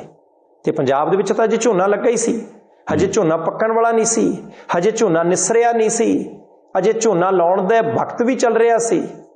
ਇਸ ਕਰਕੇ ਜਦੋਂ ਤਾਂ ਪੈਸੇ ਦੇਣ ਦੀ ਗੱਲ ਸੀ, ਉਦੋਂ ਸਰਕਾਰ ਚਾਹੁੰਦੀ ਸੀ ਕਿ ਪੈਸੇ ਦੇਈਏ ਕਿਸਾਨਾਂ ਨੂੰ, ਪਰ ਜਦੋਂ ਉਹ ਆਫਤ ਪ੍ਰਬੰਧਨ ਫੰਡ ਜਿਹੜਾ ਹੈ ਉਹਨੂੰ ਦੇਖਦੇ ਸੀ ਤੇ ਉਹਦੇ ਵਿੱਚ ਲਿਖਿਆ ਹੋਇਆ ਸੀ ਕਿ ਪਈ ਇਸ ਸਟੇਜ ਦੇ ਉੱਤੇ ਪੈਸੇ ਨਹੀਂ ਦਿੱਤੇ ਜਾ ਸਕਦੇ। ਮੁੱਖ ਮੰਤਰੀ ਸਾਹਿਬ ਨੇ ਚਿੱਠੀ ਲਿਖਤੀ ਸੀ। ਆਪਾਂ ਪਹਿਲਾਂ ਵੀ ਕਿਹਾ ਸੀ ਕਿ ਸੂਬਾ ਤੇ ਕੇਂਦਰ ਸੇਮ ਪਲੇਟਫਾਰਮ ਤੇ ਹੋਣ, ਉਹ ਇੱਕ ਦਿਸ਼ਾ ਦੇ ਵਿੱਚ ਚੱਲਣ, ਪੰਜਾਬ ਦੇ ਲੋਕ ਸੌਖੇ ਰਹਿਣਗੇ। ਅਸੀਂ ਕੇਂਦਰ ਸਰਕਾਰ ਦਾ ਵੀ ਧੰਨਵਾਦ ਕਰਦੇ ਹਾਂ ਕਿ ਕੇਂਦਰ ਸਰਕਾਰ ਨੇ ਸਹਿਮਤੀ ਦੇ ਦਿੱਤੀ ਪੰਜਾਬ ਸਰਕਾਰ ਨੂੰ ਕਿ ਭਾਵੇਂ ਨਿਯਮਾਂ ਦੇ ਮੁਤਾਬਕ ਨਹੀਂ ਸੀ ਆਉਂਦਾ, ਪਰ ਦੇ ਦਿਓ ਪੈਸੇ। ਹੁਣ ਸੰਧਾਲੀਆ ਸਾਹਿਬ ਤਕਰੀਬਨ 6 ਲੱਖ ਏਕੜ ਕਹਿੰਦੇ ਆ ਕਿ ਫਸਲ ਖਰਾਬ ਹੋਈ, ਪ੍ਰਤੀ ਏਕੜ 6800 ਰੁਪਈਆ ਜਿਹੜਾ ਹੁਣ ਇਸ ਖੁੱਲ੍ਹ ਦੇ ਮਿਲਣ ਦੇ ਨਾਲ ਦਿੱਤਾ ਜਾ ਸਕਦਾ। ਪ੍ਰਤੀ ਏਕੜ 6800, ਜਾਣੀ ਕਿ ਜਿਹਦੇ ਕੋਲੇ 4 ਏਕੜ ਹੈਗੇ ਆ 25-26 ਹਜ਼ਾਰ ਰੁਪਈਆ, ਤਾਂ ਉਹਨੂੰ ਝੋਨੇ ਦੀ ਜਾਂ ਫਸਲ ਦੀ ਖਰਾਬੀ ਦਾ ਮਿਲ ਜੂ। ਜਿਹਦੇ ਕੋਲੇ 2 ਏਕੜ ਨੇ 13-14 ਹਜ਼ਾਰ, ਉਹਦਾ ਵੀ ਕਿਤੇ ਨਹੀਂ ਗਿਆ। ਕਿੰਨੇ ਦਿਨਾਂ 'ਚ ਮਿਲਦਾ, ਕਿੰਨੇ ਹਫ਼ਤਿਆਂ 'ਚ ਮਿਲਦਾ, ਉਹ ਇੱਕ ਵੱਖਰੀ ਗੱਲ ਹੈ। ਖੇਤੀਬਾੜੀ ਯੂਨੀਵਰਸਿਟੀ ਲੁਧਿਆਣੇ ਵਾਲਿਆਂ ਨੇ ਵੀ ਇੱਕ ਰੇਸ਼ੋ ਕੱਢੀ ਸੀ ਪਿਛਲੇ ਦਿਨੀ। ਉਹਨਾਂ ਨੇ ਕਿਹਾ ਸੀ ਕਿ ਭਾਈ 7800 ਰੁਪਈਆ ਤਾਂ ਝੋਨੇ ਦੀ ਲਾਗਤ ਹੈ, ਪਨੀਰੀ ਬੀਜਣੀ ਹੈ, ਖੇਤ ਵਾਹੁਣਾ ਹੈ, ਖੇਤ ਤਿਆਰ ਕਰਨਾ ਹੈ, ਟਰੈਕਟਰ 'ਚ ਡੀਜ਼ਲ ਵਲਦਾ ਹੈ, ਫਿਰ ਮੁੜ ਕੇ ਕੱਦੂ ਕਰਨਾ ਹੈ, ਫਿਰ ਕਿਰਤੀ ਇਨਸਾਨ ਲਿਆ ਕੇ ਝੋਨੇ ਦੀ ਪਨੀਰੀ ਪਟਾਉਣੀ ਹੈ, ਤੇ ਉਹਦੇ ਤੋਂ ਬਾਅਦ ਖੇਤ ਦੇ ਵਿੱਚ ਲਵਾਉਣੀ ਹੈ, ਤੇ ਮੌਕੇ ਤੇ ਖਾਦ ਤੇ ਦਵਾਈਆਂ ਨਾਲ ਹੀ ਪਾਉਣੀਆਂ ਪੈਂਦੀਆਂ। ਉਹਨਾਂ ਨੇ 7800 ਰੁਪਈਆ ਪ੍ਰਤੀ ਏਕੜ ਲਾਗਤ ਕੱਢੀ ਸੀ। ਤੇ ਹੁਣ ਸੰਧਾਲੀਆ ਸਾਹਿਬ ਚਲੋ 6800 ਹੀ ਸਹੀ, ਘੱਟੋ ਘੱਟ ਕੇਂਦਰ ਸਰਕਾਰ ਵੱਲੋਂ ਗ੍ਰੀਨ ਸਿਗਨਲ ਤਾਂ ਮਿਲਿਆ ਨਾ। ਅਸੀਂ ਫਿਰ ਪੰਜਾਬ ਬੀਜੇਪੀ ਦੀ ਲੀਡਰਸ਼ਿਪ ਨੂੰ ਕਹਿੰਦੇ ਆ 2-4 ਬਿਆਨ ਦਿਓ, ਕੋਈ ਗੱਲ ਨਹੀਂ, ਪ੍ਰੈਸ ਕਾਨਫਰੰਸ ਕਰੋ, ਅਸੀਂ ਤੁਹਾਡੀ ਪ੍ਰੈਸ ਕਾਨਫਰੰਸ ਕਵਰ ਵੀ ਕਰਾਂਗੇ ਕਿ ਦੇਖੋ ਜੀ ਸਾਡੀ ਕੇਂਦਰ ਸਰਕਾਰ ਸਾਡੀ ਪਾਰਟੀ ਦੀ ਹੈ, ਉਹਨਾਂ ਨੇ ਦੇਖੋ ਜੀ ਆਹ ਗੱਲ ਜਿਹੜੀ ਹੈ ਉਹ ਕਰ ਦਿੱਤੀ ਹੈ, ਪੈਸੇ ਜਾਰੀ ਕਰ ਦਿੱਤੇ, ਉਹਨਾਂ ਨੇ ਕਿਹਾ ਜੀ ਕੋਈ ਕੈਪ ਨਹੀਂ ਹੈ, ਤੁਸੀਂ ਆਪਣੇ ਹਿਸਾਬ ਨਾਲ ਕੰਮ ਕਰ ਲਓ, ਅਸੀਂ ਸੋਧ ਕਰ ਦਿੰਦੇ ਹਾਂ। ਤੇ 2-4 ਚੀਜ਼ਾਂ ਤੁਸੀਂ ਪੰਜਾਬ ਲਈ ਹੋਰ ਲੈ ਕੇ ਆਓ, ਤੁਸੀਂ ਪ੍ਰੈਸ ਕਾਨਫਰੰਸਾਂ ਕਰੋ, ਤੁਸੀਂ ਪੰਜਾਬ ਦੇ ਲੋਕਾਂ ਨੂੰ ਖੁਸ਼ ਕਰੋ, ਅਸੀਂ ਤੁਹਾਡੀ ਕਵਰੇਜ ਕਰਾਂਗੇ, ਲੋਕਾਂ ਤੱਕ ਗੱਲ ਜਾਊਗੀ। ਭਾਈ ਜੇ ਕੰਮ ਕਰੋਗੇ ਤਾਂ ਲੋਕ ਕਿਉਂ ਨਹੀਂ ਤੁਹਾਡੇ ਨਾਲ ਹੋਣਗੇ? ਕੀ ਕਹਿੰਦੇ ਹੋ? ਇਹ ਬਿਲਕੁਲ ਠੀਕ ਹੈ। ਦੇਖੋ, ਪਹਿਲੀ ਗੱਲ ਤੇ ਇਹ WhatsApp ਕਿ ਵੀ ਤੁਸੀਂ ਇਹ ਦੇਖੋ ਕਿ ਜੇ ਪੰਜਾਬ ਸਰਕਾਰ ਇਸ ਪਾਸੇ ਤੁਰਦੀ ਤਾਂ ਪਿਛਲੇ ਦਿਨਾਂ ਦਾ ਜਿਹੜਾ ਪ੍ਰਭਾਵ ਸੀ, ਆਮ ਤੌਰ ਤੇ ਜਦੋਂ ਤੁਸੀਂ ਗਵਰਨਰ ਸਾਹਿਬ ਤੋਂ ਗੱਲ ਸ਼ੁਰੂ ਕੀਤੀ ਤਾਂ ਉਹ ਇਹ ਜਾਂਦਾ ਸੀ ਕਿ ਪੰਜਾਬ ਸਰਕਾਰ ਸਾਰਾ ਕੁਝ ਕਾਇਦੇ ਕਾਨੂੰਨਾਂ ਨੂੰ ਛਿੱਕੇ ਤੇ ਟੰਗ ਕੇ ਕਰੀ ਜਾ ਰਹੀ ਹੈ, ਤੇ ਗਵਰਨਰ ਸਾਹਿਬ ਇਸ ਚੀਜ਼ ਲਈ ਬੜੇ ਫਿਕਰਮੰਦ ਨੇ, ਕਿਉਂਕਿ ਵਾਰ-ਵਾਰ ਉਹ ਗੱਲ ਕਰਦੇ ਸੀ ਸੰਵਿਧਾਨ ਦੀ, ਸੰਵਿਧਾਨਕ ਰੂਲ ਰੈਗੂਲੇਸ਼ਨ ਦੀ, ਤੇ ਫਿਰ ਉਸ ਤੋਂ ਬਾਅਦ ਉਹਨਾਂ ਕੋਲ ਇੱਕ ਨੁਕਤਾ ਆਉਂਦਾ ਸੀ ਕਾਨੂੰਨੀ ਸਲਾਹ, ਉਹ ਕਹਿੰਦੇ ਮੈਂ ਲਵਾਂਗਾ। ਆ ਪਿਛਲੀ ਚਿੱਠੀ ਤੇ ਚਲੋ ਉਹਨਾਂ ਨੇ ਸਿਰੇ ਲਾ ਦੇਣਾ, ਜਿਹਦੇ 'ਚ ਉਹਨਾਂ ਨੇ ਕਿਹਾ ਵੀ ਮੈਂ ਰਾਸ਼ਟਰਪਤੀ ਰਾਜ ਲਵਾ ਦੇਣਾ। ਖੈਰ ਉਹ ਜਿਸ ਦਿਨ ਦੀ ਪ੍ਰੈਸ ਕਾਨਫਰੰਸ ਹੋਈ ਜਾਂ ਵਿਰੋਧੀ ਪਾਰਟੀਆਂ ਜਿਹੜੀਆਂ ਬਾਕੀ ਵੀ ਸੀਗੀਆਂ, ਉਹਨਾਂ ਨੇ ਵੀ ਥੋੜਾ ਜਿਹਾ ਇਸ ਚੀਜ਼ ਦੇ ਉੱਪਰ ਉਜਰ ਇਤਰਾਜ਼ ਕੀਤਾ ਤੇ ਗਵਰਨਰ ਸਾਹਿਬ ਨੇ ਦੁਬਾਰਾ ਉੱਤੇ ਗੱਲ ਨਹੀਂ ਕੀਤੀ। ਪਰ ਇੱਕ ਚੱਕਰ ਤਾਂ ਹੈਗਾ ਵੀ ਪੰਜਾਬ ਸਰਕਾਰ ਨੇ ਸਮਝਿਆ ਕਿ ਵੀ ਯਾਰ ਕੰਮ ਵੀ ਕਰਨਾ, ਪੈਸੇ ਵੀ ਦੇਣੇ ਆ, ਕੱਲ ਨੂੰ ਕੋਈ ਇਹਦੇ ਤੇ ਉਜਰ ਕਰੇ ਜਾਂ ਦੁਬਾਰਾ ਕੋਈ ਚਿੱਠੀ ਆ ਜਾਵੇ ਉਹਦੇ ਤੇ ਕੋਈ ਬ੍ਰੇਕ ਲਾ ਦੇਵੇ, ਕਿਉਂਕਿ ਪਿਛਲੇ ਸਮੇਂ 'ਚ ਹੁੰਦਾ ਰਿਹਾ। ਮੈਂ ਇੱਕ ਦੋ ਚੀਜ਼ਾਂ ਕੋਟ ਕਰਾਂ, ਤੁਸੀਂ ਦੇਖੋ ਜਦੋਂ ਆਮ ਆਦਮੀ ਕਲੀਨਿਕ ਖੋਲ੍ਹੇ ਗਏ ਤੇ ਆਮ ਆਦਮੀ ਕਲੀਨਿਕ ਦੇ ਲਈ ਜਿਹੜਾ ਪੈਸਾ ਸੀਗਾ, ਉਹ ਜਿਹੜਾ ਸਿਹਤ ਸਹੂਲਤਾਂ ਦੇ ਲਈ ਪੈਸਾ ਆਉਂਦਾ ਕੇਂਦਰ ਵਾਲੇ ਪਾਸਿਓਂ, ਉਹਨੂੰ ਥੋੜਾ ਜਿਹਾ ਡਾਇਵਰਟ ਕੀਤਾ ਗਿਆ ਸੀ। ਤਾਂ ਉਹਦੇ ਤੇ ਕੇਂਦਰ ਸਰਕਾਰ ਨੇ ਉਜਰ ਕੀਤਾ ਵੀ ਪੈਸਾ ਤੁਹਾਨੂੰ ਅਸੀਂ ਇੱਕ ਹੋਰ ਸਕੀਮ ਨਹੀਂ ਦੇ ਰਹੇ ਹਾਂ, ਵਰਤ ਤੁਸੀਂ ਕਿਸੇ ਹੋਰ ਸਕੀਮ ਤੇ ਰਹੇ ਹੋ। ਹਾਲਾਂਕਿ ਫਾਇਦਾ ਉਹੀ ਹੈ ਵੀ ਭਾਵੇਂ ਉਹ ਇੱਕ ਤਰ੍ਹਾਂ ਦਾ ਹਸਪਤਾਲ ਹੈ ਤਾਂ ਵੀ ਮਰੀਜ਼ ਨੂੰ ਦਵਾਈ ਮਿਲਣੀ ਹੈ, ਭਾਵੇਂ ਦੂਸਰੀ ਤਰ੍ਹਾਂ ਦਾ ਕਲੀਨਿਕ ਹੈ ਤਾਂ ਵੀ ਮਰੀਜ਼ ਨੂੰ ਦਵਾਈ ਮਿਲਣੀ ਹੈ। ਪਰ ਉਹ ਕਹਿੰਦੇ ਨਹੀਂ, ਇੱਦਾਂ ਨਹੀਂ, ਇੱਦਾਂ ਚਾਹੀਦੀ। ਹੁਣ ਇੱਥੇ ਵੀ ਤੇ ਉਹੀ ਸੀ ਨਾ ਵੀ ਆਫਤ ਪਈ ਆ, ਆਫਤ ਦਾ ਪ੍ਰਬੰਧ ਕਰਨਾ, ਉਹਦੇ ਲਈ ਇੱਕ ਪੈਸਾ ਸੀ ਤੇ ਉਹ ਜਿਹੜਾ ਲੋਕਾਂ ਨੂੰ ਰਾਹਤ ਦੇ ਲਈ ਪਿਆ ਪੈਸਾ ਸੀ, ਪਰ ਉਹਦਾ ਇੱਕ ਤਰੀਕਾ ਸੀ, ਘੁੰਡੀ ਸੀ ਵੀ ਉਹ ਕਿਵੇਂ ਹੋ ਸਕਦਾ। ਮੈਂ ਨਾ ਵੀ ਚੰਗਾ ਕੀਤਾ ਚਲੋ ਪੰਜਾਬ ਸਰਕਾਰ ਨੇ ਇਜਾਜ਼ਤ ਲੈ ਲਈ, ਪਰ ਉਹਦੇ ਤੋਂ ਵੀ ਵੱਡਾ ਨੁਕਤਾ ਇਹੀ ਹੈ ਵੀ ਤੁਸੀਂ ਕਿਹਾ ਪ੍ਰੈਸ ਕਾਨਫਰੰਸ ਕਰਨ ਬੀਜੇਪੀ ਵਾਲੇ, ਫਿਰ ਆਪਾਂ ਉਹਨਾਂ ਦੀ ਪ੍ਰੈਸ ਕਾਨਫਰੰਸ ਕਵਰ ਕਰਨ ਜਾਵਾਂਗੇ। ਮੈਂ ਨਾ ਉਹਨਾਂ ਨੂੰ ਲੋੜ ਹੀ ਨਹੀਂ ਕਰਨੀ, ਅਸੀਂ ਵੈਸੇ ਕਹੀ ਜਾਂਦੇ ਹਾਂ, ਤੁਸੀਂ ਉੱਥੋਂ ਕਰਦਿਆ ਕਰੋ, ਕੰਮ ਕਰਦਿਆ ਕਰੋ ਪੰਜਾਬ ਦੇ ਹੱਕ 'ਚ, ਸਾਨੂੰ ਵੈਸੇ ਹੀ ਪਤਾ ਲੱਗ ਜਾਂਦਾ ਤੇ ਪੰਜਾਬ ਦੇ ਲੋਕਾਂ ਨੂੰ ਵੀ ਇਸ ਗੱਲ ਦਾ ਪਤਾ ਲੱਗ ਜਾਂਦਾ ਵੀ ਹਾਂ ਯਾਰ ਆਹ ਕੰਮ ਕੇਂਦਰ ਸਰਕਾਰ ਨੇ ਕੀਤਾ, ਆਹ ਕੰਮ ਪੰਜਾਬ ਸਰਕਾਰ ਨੇ ਕੀਤਾ, ਜਾਂ ਦੋਵਾਂ ਨੇ ਰਲ ਕੇ ਕੀਤਾ। ਇਹਦੇ 'ਚ ਮੈਂ ਇੱਕ ਬੇਨਤੀ ਕਰਾਂ, ਮੈਨੂੰ ਜਿਹੜੀ ਗੱਲ ਕਲੀਅਰ ਹੋ ਗਈ WhatsApp, ਤੁਸੀਂ ਵੀ ਜ਼ਰੂਰ ਆਪਣੀ ਰਾਏ ਦਿਓ ਤੇ ਪਰਿਵਾਰ ਦੇ ਮੈਂਬਰ ਵੀ ਟਿੱਪਣੀ ਕਰਨ। ਆਪਾਂ ਲਗਭਗ ਹਰੇਕ ਆਪਣੇ ਦੂਜੇ ਤੀਜੇ ਪ੍ਰੋਗਰਾਮ 'ਚ ਜ਼ਿਕਰ ਕਰਦੇ ਹਾਂ ਵੀ ਲੋਕ ਹੁਣ ਪਹਿਲਾਂ ਵਰਗੇ ਨਹੀਂ, ਲੋਕ ਸਿਆਣੇ, ਉਹਨਾਂ ਨੂੰ ਪਤਾ ਵੀ ਕਿਹੜਾ ਪੱਤਾ ਕਿੱਥੋਂ ਹਿਲਦਾ, ਕਿਹੜੀ ਤਾਰ ਕਿੱਥੋਂ ਹਿਲਦੀ, ਕੌਣ ਕਿੱਥੋਂ ਬੋਲਦਾ, ਕੌਣ ਉੱਤੋਂ ਬੋਲਦਾ, ਕੌਣ ਢਿੱਡੋਂ ਬੋਲਦਾ। ਹੁਣ ਤੁਸੀਂ ਇਹ ਦੇਖੋ ਕਿ ਜੇ ਪਿਛਲੇ ਸਮੇਂ ਦੇ ਵਿੱਚ ਮੀਡੀਆ ਜ਼ਰੀਏ ਇਸ ਗੱਲ ਦੀ ਚਰਚਾ ਨਾ ਕੀਤੀ ਹੁੰਦੀ ਜਾਂ ਚੱਲੀ ਨਾ ਹੁੰਦੀ ਕਿ ਜੀ ਪੈਸੇ ਤਾਂ ਅਸੀਂ ਦੇਣੇ ਚਾਹੁੰਦੇ ਹਾਂ, ਕੇਂਦਰ ਭਾਵੇਂ ਦੇਵੇ ਭਾਵੇਂ ਨਾ ਦੇਵੇ, ਬਸ ਆਹ ਥੋੜ੍ਹੀਆਂ ਜਿਹੀਆਂ ਚੇਂਜਿਸ ਨੇ ਕਰ ਦੇਣ, ਇਹ ਨਾ ਹੋਵੇ ਇਹ ਤੇ ਵੀ ਬ੍ਰੇਕ ਲਾ ਦੇਣ। ਤੇ ਵਿੱਚ ਇੱਕ ਦੋ ਲੀਡਰਾਂ ਨੇ ਇਹ ਵੀ ਕਹਿਤਾ ਹਾਂ ਉਹਨਾਂ ਨੇ ਬ੍ਰੇਕ ਤਾਂ ਖੈਰ ਲਾਉਣੀ ਆ, ਪੰਜਾਬ ਨੂੰ ਕਿਹੜਾ ਵੀ ਉਹ ਕੋਈ ਕੁਛ ਦੇਣਾ ਚਾਹੁੰਦੇ। ਆਪਾਂ ਉਦੋਂ ਬਾਅਦ ਜ਼ਿਕਰ ਕੀਤਾ ਸੀ ਵੀ ਹਾਂ ਵੀਰ ਮੇਰੇ, ਜੇ ਇਹ ਗੱਲ ਲੋਕਾਂ ਤੱਕ ਪਹੁੰਚ ਗਈ, ਲੋਕ ਮਨਾਂ ਚਲੇਗੀ ਤੇ ਫਿਰ ਇਹ ਨਾ ਹੋਵੇ ਗੱਲ ਨੁਕਸਾਨ ਕਰੇ। ਹੋ ਸਕਦਾ ਪੰਜਾਬ ਦੀ ਬੀਜੇਪੀ ਵਾਲੀ ਲੀਡਰਸ਼ਿਪ ਨੇ ਵੀ ਇਹ ਗੱਲ ਉੱਪਰ ਪਹੁੰਚਾਈ ਹੋਵੇ ਵੀ ਭਾਈ ਜੋ ਜਿਵੇਂ ਬਣਦਾ ਉਹਦੇ ਵਿੱਚ ਲੋਕ ਖੁਸ਼ ਰਹਿਣੇ ਚਾਹੀਦੇ ਆ। ਪੋਲੀਟੀਕਲ ਪਾਰਟੀਆਂ ਦੀ ਆਪਸ 'ਚ ਲੜਾਈ ਆ, ਕਿਹੜਾ ਐਮਐਲਏ ਕਿਵੇਂ ਆ, ਕਿਹੜਾ ਐਮਐਲਏ ਕਿਵੇਂ ਨਹੀਂ ਆ, ਕਿਉਂਕਿ ਐਮਐਲਏ ਤੇ ਅੱਜ ਹੈ ਨਾ ਇੱਕ ਪਾਰਟੀ ਦੇ ਨਾਲ, ਤੇ ਆਪਾਂ ਤੇ ਹੁਣ ਦੇਸ਼ ਦੇ ਵਿੱਚ ਕਈ ਚਿਰ ਹੋ ਗਿਆ, ਕਈ ਸਟੇਟਾਂ 'ਚ ਹੋ ਗਿਆ, ਸਾਰਾ ਕੁਝ ਦੇਖਦੇ ਆ ਵੀ ਕੁਛ ਪਤਾ ਨਹੀਂ ਹੁੰਦਾ ਰਾਤੋਂ ਰਾਤ ਐਮਐਲਏ ਕਿਹੜੀ ਪਾਰਟੀ ਚਲੇ ਜਾਵੇ। ਇਸ ਕਰਕੇ ਲੋਕਾਂ ਨੂੰ ਖੁਸ਼ ਰੱਖੋ, ਐਮਐਲਏ ਤੇ ਜਦੋਂ ਮਰਜ਼ੀ ਅੱਗਾ ਪਿੱਛਾ ਕਰ ਲਈਦਾ। ਤੁਹਾਡੇ ਮੂੰਹੋਂ ਸੁਣ ਕੇ ਚੰਗਾ ਲੱਗਾ ਸੰਧਾਲੀਆ ਸਾਹਿਬ ਕਿ ਲੋਕ ਹੁਣ ਸਿਆਣੇ ਨੇ। ਮੈਂ ਫੇਰ ਕਹਿੰਦਾ ਨਹੀਂ ਹੈਗੇ ਨੇ, ਦੇਖੋ ਜੀ ਲੋਕ ਸਿਆਣੇ ਨੇ। ਮੇਰੇ ਕੋਲ ਮੈਂ ਪਤਾ ਕਿਉਂ ਮੰਨ ਜਾਂਦਾ, ਮੈਂ ਇਹ ਤਾਂ ਮੰਨ ਜਾਂਦਾ ਵੀ ਮੈਂ ਸਿਰਫ ਉਹ ਭਾਈਚਾਰੇ ਲੀਡਰ ਭਾਈਚਾਰੇ ਦੀ ਨੁਮਾਇੰਦਗੀ ਕਰਦਾ, ਮੈਂ ਡਾਇਰੈਕਟ ਵੋਟਾਂ ਲੈਣੀਆਂ ਨਹੀਂ ਹੁੰਦੀਆਂ। ਨਹੀਂ ਤੁਸੀਂ ਰਾਜ ਸਭਾ ਜਾਣਾ।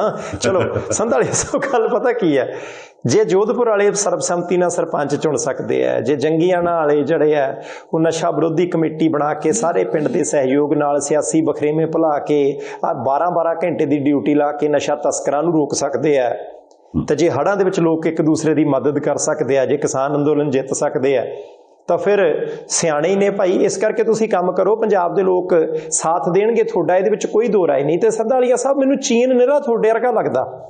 ਜਿੱਦਾਂ ਤੁਸੀਂ ਹੋ ਨਾ, ਜਿੱਦਾਂ ਤੁਹਾਡਾ ਸੁਭਾਅ ਆ ਲੀਡਰਾਂ ਦਾ। ਨਹੀਂ ਸਾਡਾ ਤੇ ਬਹੁਤ ਚੰਗਾ ਸੁਭਾਅ, ਇੰਨਾ ਸੋਹਣਾ ਪਿਆਰਾ ਨਿੱਘਾ ਸੁਭਾਅ ਆ WhatsApp, ਪਤਾ ਨਹੀਂ ਤੁਹਾਨੂੰ ਮੈਂ ਕਿਉਂ ਬੁਰਾ ਲੱਗਦਾ। ਨਹੀਂ ਮੈਨੂੰ ਭੋਰਾ ਨਹੀਂ ਬੁਰਾ ਲੱਗਦੇ। ਜੇ ਬੁਰਾ ਲੱਗਦੇ ਹੁੰਦੇ 2000 ਮੈਂ ਐਪੀਸੋਡ ਕਿੱਦਾਂ ਹੁੰਦਾ, ਮੋਰੇ ਨਹੀਂ ਲੱਗਦੇ, ਤੁਸੀਂ ਨੇੜੇ ਹੀ ਲੱਗਦੇ ਹੋ।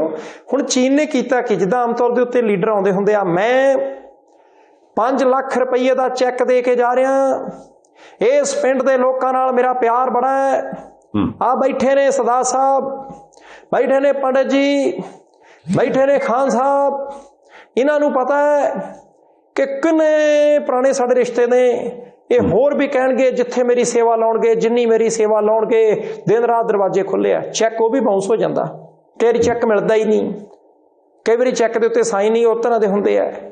ਕਹਿ ਕੇ ਜਾਣਾ ਵਿਕਾਸ ਕਰਾਂਗੇ, ਕਰੀ ਕੁਛ ਹੋਰ ਜਾਣਾ, ਕਹਿ ਕੇ ਜਾਣਾ ਲੋਕਾਂ ਦੀ ਸੇਵਾ ਕਰਾਂਗੇ, ਸੇਵਾ ਆਪਣੀ ਕਰੀ ਜਾਣੀ। ਆ ਚੀਨ ਵਾਲੇ ਥੋੜੇ ਦਿਨ ਪਹਿਲਾਂ ਤਾਂ ਭਾਰਤ ਦੇ ਨਾਲ ਜੇ ਬੈਠਕਾਂ ਬੂਠਕਾਂ ਕਰਦੇ ਫਿਰਦੇ ਸੀ, ਬਿਆਨ ਕਿੱਦਾਂ ਦੇ ਆਉਂਦੇ ਹੁੰਦੇ ਆ।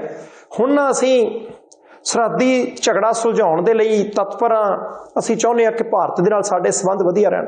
ਆਪਾਂ ਜਦੋਂ ਮਣੀਪੁਰ ਦੀਆਂ ਘਟਨਾਵਾਂ ਦਾ ਵੀ ਜ਼ਿਕਰ ਕੀਤਾ ਸੀ, ਆਪਾਂ ਜਦੋਂ ਵੱਖ-ਵੱਖ ਸੂਬਿਆਂ ਦੇ ਵਿੱਚ ਕੋਈ ਘਟਨਾ ਵਾਪਰਦੀ ਉਦੋਂ ਜ਼ਿਕਰ ਕਰਦੇ ਹੁੰਦੇ ਆ ਕਿ ਗੁਆਂਢੀ ਚੰਦਰੇ ਨੇ, ਖਾਸ ਤੌਰ ਤੇ ਵੱਡਾ ਗੁਆਂਢੀ ਜਿਹੜਾ, ਇਹਦੇ ਤੇ ਯਕੀਨ ਕੋਈ ਨਹੀਂ। ਜਦੋਂ ਹਿੰਦੀ ਚੀਨੀ ਭਾਈ ਕਹਿ ਕੇ ਸਾਡਾ ਇਲਾਕਾ ਦੱਬ ਗਿਆ ਸੀ, ਤੇ ਉਹਦੇ ਤੇ ਕਾਹਦਾ ਯਕੀਨ? ਜਿਹੜਾ ਹਰ ਗੁਆਂਢੀ ਦੇ ਨਾਲ ਪੇਚਾ ਪਾਈ ਫਿਰਦਾ ਉਹਦੇ ਤੇ ਕਾਹਦਾ ਯਕੀਨ? ਉਸ ਗੁਆਂਢੀ ਤੇ ਯਕੀਨ ਨਹੀਂ ਕਰਦਾ, ਜਿਹਦੀ ਕੋਸ਼ਿਸ਼ ਇਹ ਆ ਕਿ ਪਹਿਲਾਂ ਦੇਸ਼ਾਂ ਨੂੰ ਕਰਜ਼ੇ ਦੇ ਜਾਲ ਦੇ ਵਿੱਚ ਫਸਾਓ ਤੇ ਮੁੜ ਕੇ ਉਹਦਾ ਇਲਾਕਾ ਦੱਬ ਲਓ, ਜਿਹਦਾ ਯਤਨ ਹੀ ਇਹ ਆ ਕਿ ਭਾਈ ਮੈਂ ਡਰਾ ਧਮਕਾ ਕੇ ਲੋਕਾਂ ਨੂੰ ਥੱਲੇ ਲਾਉਣਾ। ਹੁਣ ਚੀਨ ਵਾਲੇ ਇੱਕ ਪਾਸੇ ਤਾਂ ਦੋਸਤੀ ਦਾ ਹੱਥ ਵਧਾਈ ਜਾਂਦੇ ਆ, ਦੂਸਰਾ ਉਹਨਾਂ ਨੇ ਸੰਧਾਲੀਆ ਸਾਹਿਬ ਥੋੜੇ ਘੰਟੇ ਪਹਿਲਾਂ ਆਪਣਾ ਅਫੀਸ਼ੀਅਲ ਨਕਸ਼ਾ ਜਾਰੀ ਕੀਤਾ। ਹੱਕ ਹੈ ਉਹਨਾਂ ਦਾ, ਹਰ ਦੇਸ਼ ਆਪਣਾ ਅਫੀਸ਼ੀਅਲ ਨਕਸ਼ਾ ਜਾਰੀ ਕਰ ਸਕਦਾ। ਭਾਰਤ ਵੀ ਕਰਦਾ ਹੈ, ਪਾਕਿਸਤਾਨ ਵੀ ਕਰਦਾ ਹੈ, ਬੰਗਲਾਦੇਸ਼ ਵੀ ਕਰਦਾ ਹੈ, ਮਿਆਂਮਾਰ ਵੀ ਕਰਦਾ ਹੈ, ਭੂਟਾਨ ਵੀ ਕਰਦਾ ਹੈ, ਨੇਪਾਲ ਵੀ ਕਰਦਾ ਹੈ। ਇਸੇ ਤਰ੍ਹਾਂ ਚੀਨ ਵੀ ਨਕਸ਼ਾ ਆਪਣਾ ਜਾਰੀ ਕਰੇ, ਪਰ ਆਪਣੇ ਥਾਂ ਦਾ ਨਕਸ਼ਾ ਜਾਰੀ ਕਰੇ ਜਿਹੜਾ ਉਹਦਾ ਦੇਸ਼ ਹੈ।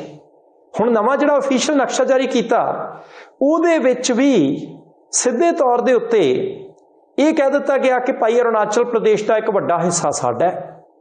ਕਮਾਲ ਹੋ ਗਈ ਹੈ। ਉਹ ਇਲਾਕਾ ਭਾਰਤ ਦਾ, ਲੋਕ ਭਾਰਤ ਦੇ ਰਹਿੰਦੇ ਆ, ਭਾਰਤ ਦੇ ਵਿੱਚੋਂ ਵੋਟਾਂ ਪਾਉਂਦੇ ਆ, ਭਾਰਤ ਦੇ ਉਹਨਾਂ ਕੋਲ ਰਾਸ਼ਨ ਕਾਰਡ ਨੇ, ਭਾਰਤ ਦੇ ਉਹਨਾਂ ਕੋਲ ਪਾਸਪੋਰਟ ਨੇ, ਸਾਰਾ ਕੁਝ ਸਾਡਾ ਨਕਸ਼ੇ 'ਚ ਤੁਸੀਂ ਦਿਖਾਈ ਜਾਂਦੇ ਹੋ। ਅਕਸਾਈ ਚਿੰਨ੍ਹ ਵਾਲਾ ਇਲਾਕਾ ਵੀ ਨਕਸ਼ੇ 'ਚ ਦਿਖਾਇਆ। ਤਾਈਵਾਨ ਵੱਖਰਾ ਦੇਸ਼ ਹੈ, ਵੱਖਰੀ ਕਰੰਸੀ ਹੈ, ਵੱਖਰਾ ਪਾਸਪੋਰਟ ਹੈ, ਵੱਖਰੀ ਫੌਜ ਹੈ, ਸਾਰਾ ਕੁਝ ਵੱਖਰਾ ਹੈ। ਸੈਂਕੜੇ ਦੇਸ਼ਾਂ ਨੇ ਤਾਈਵਾਨ ਨੂੰ ਮਾਨਤਾ ਦਿੱਤੀ ਹੈ, ਤਾਈਵਾਨ ਦਾ ਇਲਾਕਾ ਆਪਣੇ ਨਕਸ਼ੇ 'ਚ ਦਿਖਾਈ ਜਾਂਦਾ। ਹੁਣ ਜਦੋਂ ਉਹਨੇ ਭਾਰਤ ਦਾ ਅਰੁਣਾਚਲ ਪ੍ਰਦੇਸ਼ ਉਹਨੇ ਆਪਣੇ ਨਕਸ਼ੇ 'ਚ ਇੱਕ ਵਾਰੀ ਫਿਰ ਦਿਖਾਇਆ, ਭਾਰਤ ਦੇ ਵਿਦੇਸ਼ ਮੰਤਰਾਲੇ ਨੇ ਇਤਰਾਜ਼ ਕਰ ਦਿੱਤਾ, ਖਾਰਜ ਕਰ ਦਿੱਤਾ, ਕਹਿੰਦੇ ਗਲਤ ਹੈ, ਬਾਜ਼ ਆ ਜਾਵੇ ਚੀਨ। ਸੰਧਾਲੀਆ ਸਾਹਿਬ ਇਹ ਬੜਾ ਚਲਾਕ ਬੰਦਾ ਹੈ ਚੀਨ, ਜਿਹੜਾ ਹੈ ਸ਼ਾਸਕ ਜਿਹੜੇ ਹੈ। ਹੁਣ ਤੁਸੀਂ ਦੇਖੋ ਪਿਛਲੇ ਸਮੇਂ 'ਚ 3 ਵਾਰੀ ਉਹ ਭਾਰਤੀ ਇਲਾਕੇ ਦੇ ਵਿੱਚ ਜਿਹੜਾ ਅਰੁਣਾਚਲ ਪ੍ਰਦੇਸ਼ ਹੈ ਉਹਦੀਆਂ ਪਹਾੜੀਆਂ ਦੇ ਨਾਂ ਬਦਲ ਦਿੰਦਾ, ਕਦੇ ਨਦੀਆਂ ਦੇ ਨਾਂ ਆਪਣੇ ਤੌਰ ਤੇ ਰੱਖ ਦਿੰਦਾ। ਰਾਜਧਾਨੀ ਈਟਾਨਗਰ ਦੇ ਕੋਲ ਇੱਕ ਰਿਹਾਇਸ਼ੀ ਇਲਾਕਾ, ਉਹਦਾ ਨਾਂ ਬਦਲਤਾ ਆਪਣੇ ਪੱਖੋਂ ਹੀ ਕਿ ਭਾਈ ਕੱਲ੍ਹ ਨੂੰ ਕਿਤੇ ਇੰਟਰਨੈਸ਼ਨਲ ਅਦਾਲਤ ਦੇ ਵਿੱਚ ਗੱਲ ਚੱਲੂ ਤਾਂ ਅਸੀਂ ਕਹਾਂਗੇ ਆ ਦੇਖੋ ਜੀ ਅਸੀਂ ਤਾਂ ਇੰਨੇ ਸਾਲ ਹੋ ਗਏ ਇਲਾਕਾ ਸਾਡਾ ਹੈ, ਭਾਰਤ ਨੇ ਦੱਬਿਆ ਜੀ। ਭਾਰਤ ਨੂੰ ਬੜਾ ਮੁਸਤੈਦ ਰਹਿਣਾ ਚਾਹੀਦਾ, ਬਹੁਤ ਜ਼ਿਆਦਾ ਇਸ ਗੁਆਂਢੀ ਤੋਂ ਬਚ ਕੇ ਰਹਿਣਾ ਚਾਹੀਦਾ। ਤੇ ਜਿਸ ਤਰੀਕੇ ਦੀਆਂ ਕੂਟਨੀਤਿਕ ਚਾਲਾਂ ਖੇਡਦਾ ਹੈ, ਸਾਨੂੰ ਆਪਣੇ ਅੰਦਰੂਨੀ ਸਿਆਸੀ ਦਾਅ ਪੇਚਾਂ ਤੋਂ ਬਾਹਰ ਨਿਕਲ ਕੇ ਉਸ ਖਤਰੇ ਨੂੰ ਮਹਿਸੂਸ ਕਰਨਾ ਚਾਹੀਦਾ ਹੈ। ਦੇਖੋ ਮੈਨੂੰ ਇਹ ਲੱਗਦਾ ਕਿ ਭਾਰਤ ਦੀ ਜਿਹੜੀ ਵਿਦੇਸ਼ ਨੀਤੀ ਹੈ ਉਹ ਜਿਵੇਂ ਪਹਿਲਾਂ ਹੁੰਦੀ ਸੀ, ਬਹੁਤ ਦਹਾਕੇ ਪਹਿਲਾਂ, ਲਗਭਗ ਅਜੇ ਵੀ ਕੁਛ ਉਸੇ ਤਰ੍ਹਾਂ ਦੀ ਹੈ ਕਿ ਵੀ ਆਪਾਂ ਗੁੱਟ ਨਿਰਲੇਪ ਜੇ ਹੈਗੇ ਆ, ਆਪਾਂ ਕਿਸੇ ਦੀ ਲੜਾਈ 'ਚ ਨਹੀਂ ਪੈਂਦੇ, ਆਪਾਂ ਆਨੇ ਵੀ ਯਾਰ ਠੀਕ ਆ, ਆਪਾਂ ਕਿਸੇ ਨੂੰ ਆਂਦੇ ਨਹੀਂ, ਜਾਂ ਭਾਰਤ ਕਿਸੇ ਤੇ ਅਜੇ ਤੱਕ ਕਦੀ ਕਿਸੇ ਨੇ ਹਮਲਾ ਨਹੀਂ ਕੀਤਾ ਭਾਰਤ ਨੇ, ਤੇ ਨਾ ਅਸੀਂ ਕਰਦੇ ਹੀ ਆ। ਜੇ ਕਿਸੇ ਦੀ ਕੋਈ ਲੜਾਈ ਹੈ ਯਾਰ ਤੁਹਾਡੀ ਤੁਸੀਂ ਨਿਗਟ ਲਓ। ਹੁਣ ਮੈਨੂੰ ਲੱਗਦਾ ਹੁੰਦਾ ਕਿ ਸਮਾਂ ਸ਼ਾਇਦ ਹੁਣ ਆ ਗਿਆ ਕਿ ਥੋੜਾ ਜਿਹਾ ਉਸ ਨੀਤੀ ਦੇ ਵਿੱਚ ਨਾ ਅਗਰੈਸਿਵਨੈਸ ਲਿਆਉਣੀ ਚਾਹੀਦੀ। ਹੁਣ ਜੇ ਆਪਾਂ ਇਸੇ ਗੱਲ ਦੀ ਗੱਲ ਕਰ ਲਈ, ਹੁਣ ਮੈਨੂੰ ਨਹੀਂ ਪਤਾ, ਮੈਂ ਬਹੁਤਾ ਸਿਆਣਾ ਨਹੀਂ, ਪਰ ਮੈਂ ਸਿਰਫ ਇੱਕ ਝਟਕਾ ਪਿੰਡ ਵਾਲਾ ਤਰੀਕਾ ਤੁਹਾਨੂੰ ਦੱਸਣ ਲੱਗਿਆ।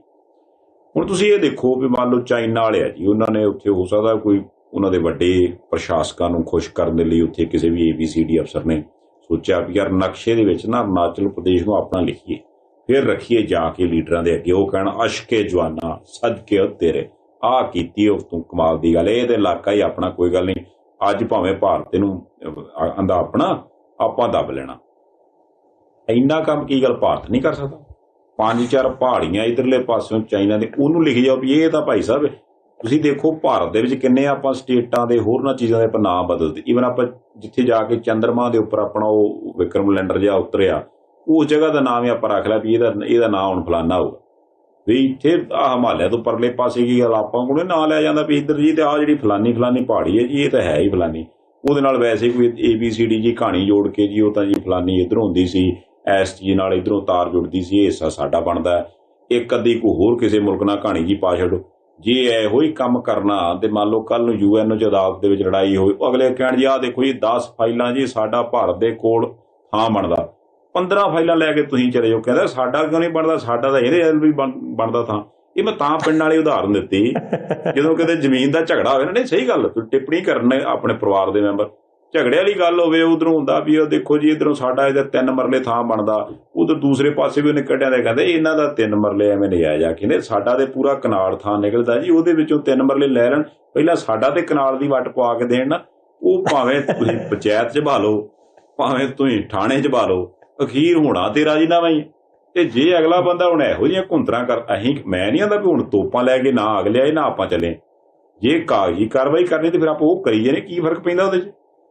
ਸੰਧਾਲੀਆ ਸਾਹਿਬ ਮੈਂ ਤਾਂ ਹੀ ਤਾਂ ਖਬਰ ਦੇ ਸ਼ੁਰੂਆਤ ਦੇ ਵਿੱਚ ਕਿਹਾ ਸੀ ਕਿ ਚੀਨ ਦਾ ਸੁਭਾਅ ਨਿਰਾ ਤੁਹਾਡੇ ਵਰਗਾ, ਮੈਂ ਗਲਤ ਨਹੀਂ ਸੀ ਕਿਹਾ। ਵੇਖੋ ਕਾਰਨ ਆ ਵੀ ਕਈ ਵਾਰ ਸੁਭਾਅ ਥੋੜਾ ਜਿਹਾ ਕੌੜਾ ਕਰਨਾ ਪੈਂਦਾ। ਉਹ ਕਹਿੰਦੇ ਹੁੰਦੇ ਮਾਤਾ ਮੇਰੀਆਂ ਨੇ ਵੀ ਬਹੁਤਾ ਵੀ ਮਿੱਠਾ ਨਾ ਹੋ ਜਾਏ ਬੰਦਾ ਅਗਲਾ ਮੂੰਹ 'ਚ ਪਾ ਲਵੇ। ਦੱਸੋ ਚਲੋ ਸੰਧਾਲੀਆ ਸਾਹਿਬ, ਗੱਲ ਇਹ ਹੈ ਕਿ ਖੇਡਾਂ ਵਤਨ ਪੰਜਾਬ ਦੀਆਂ ਸੀਜ਼ਨ 2 ਸ਼ੁਰੂ ਹੋ ਗਿਆ ਬੀਤੇ ਕੱਲ।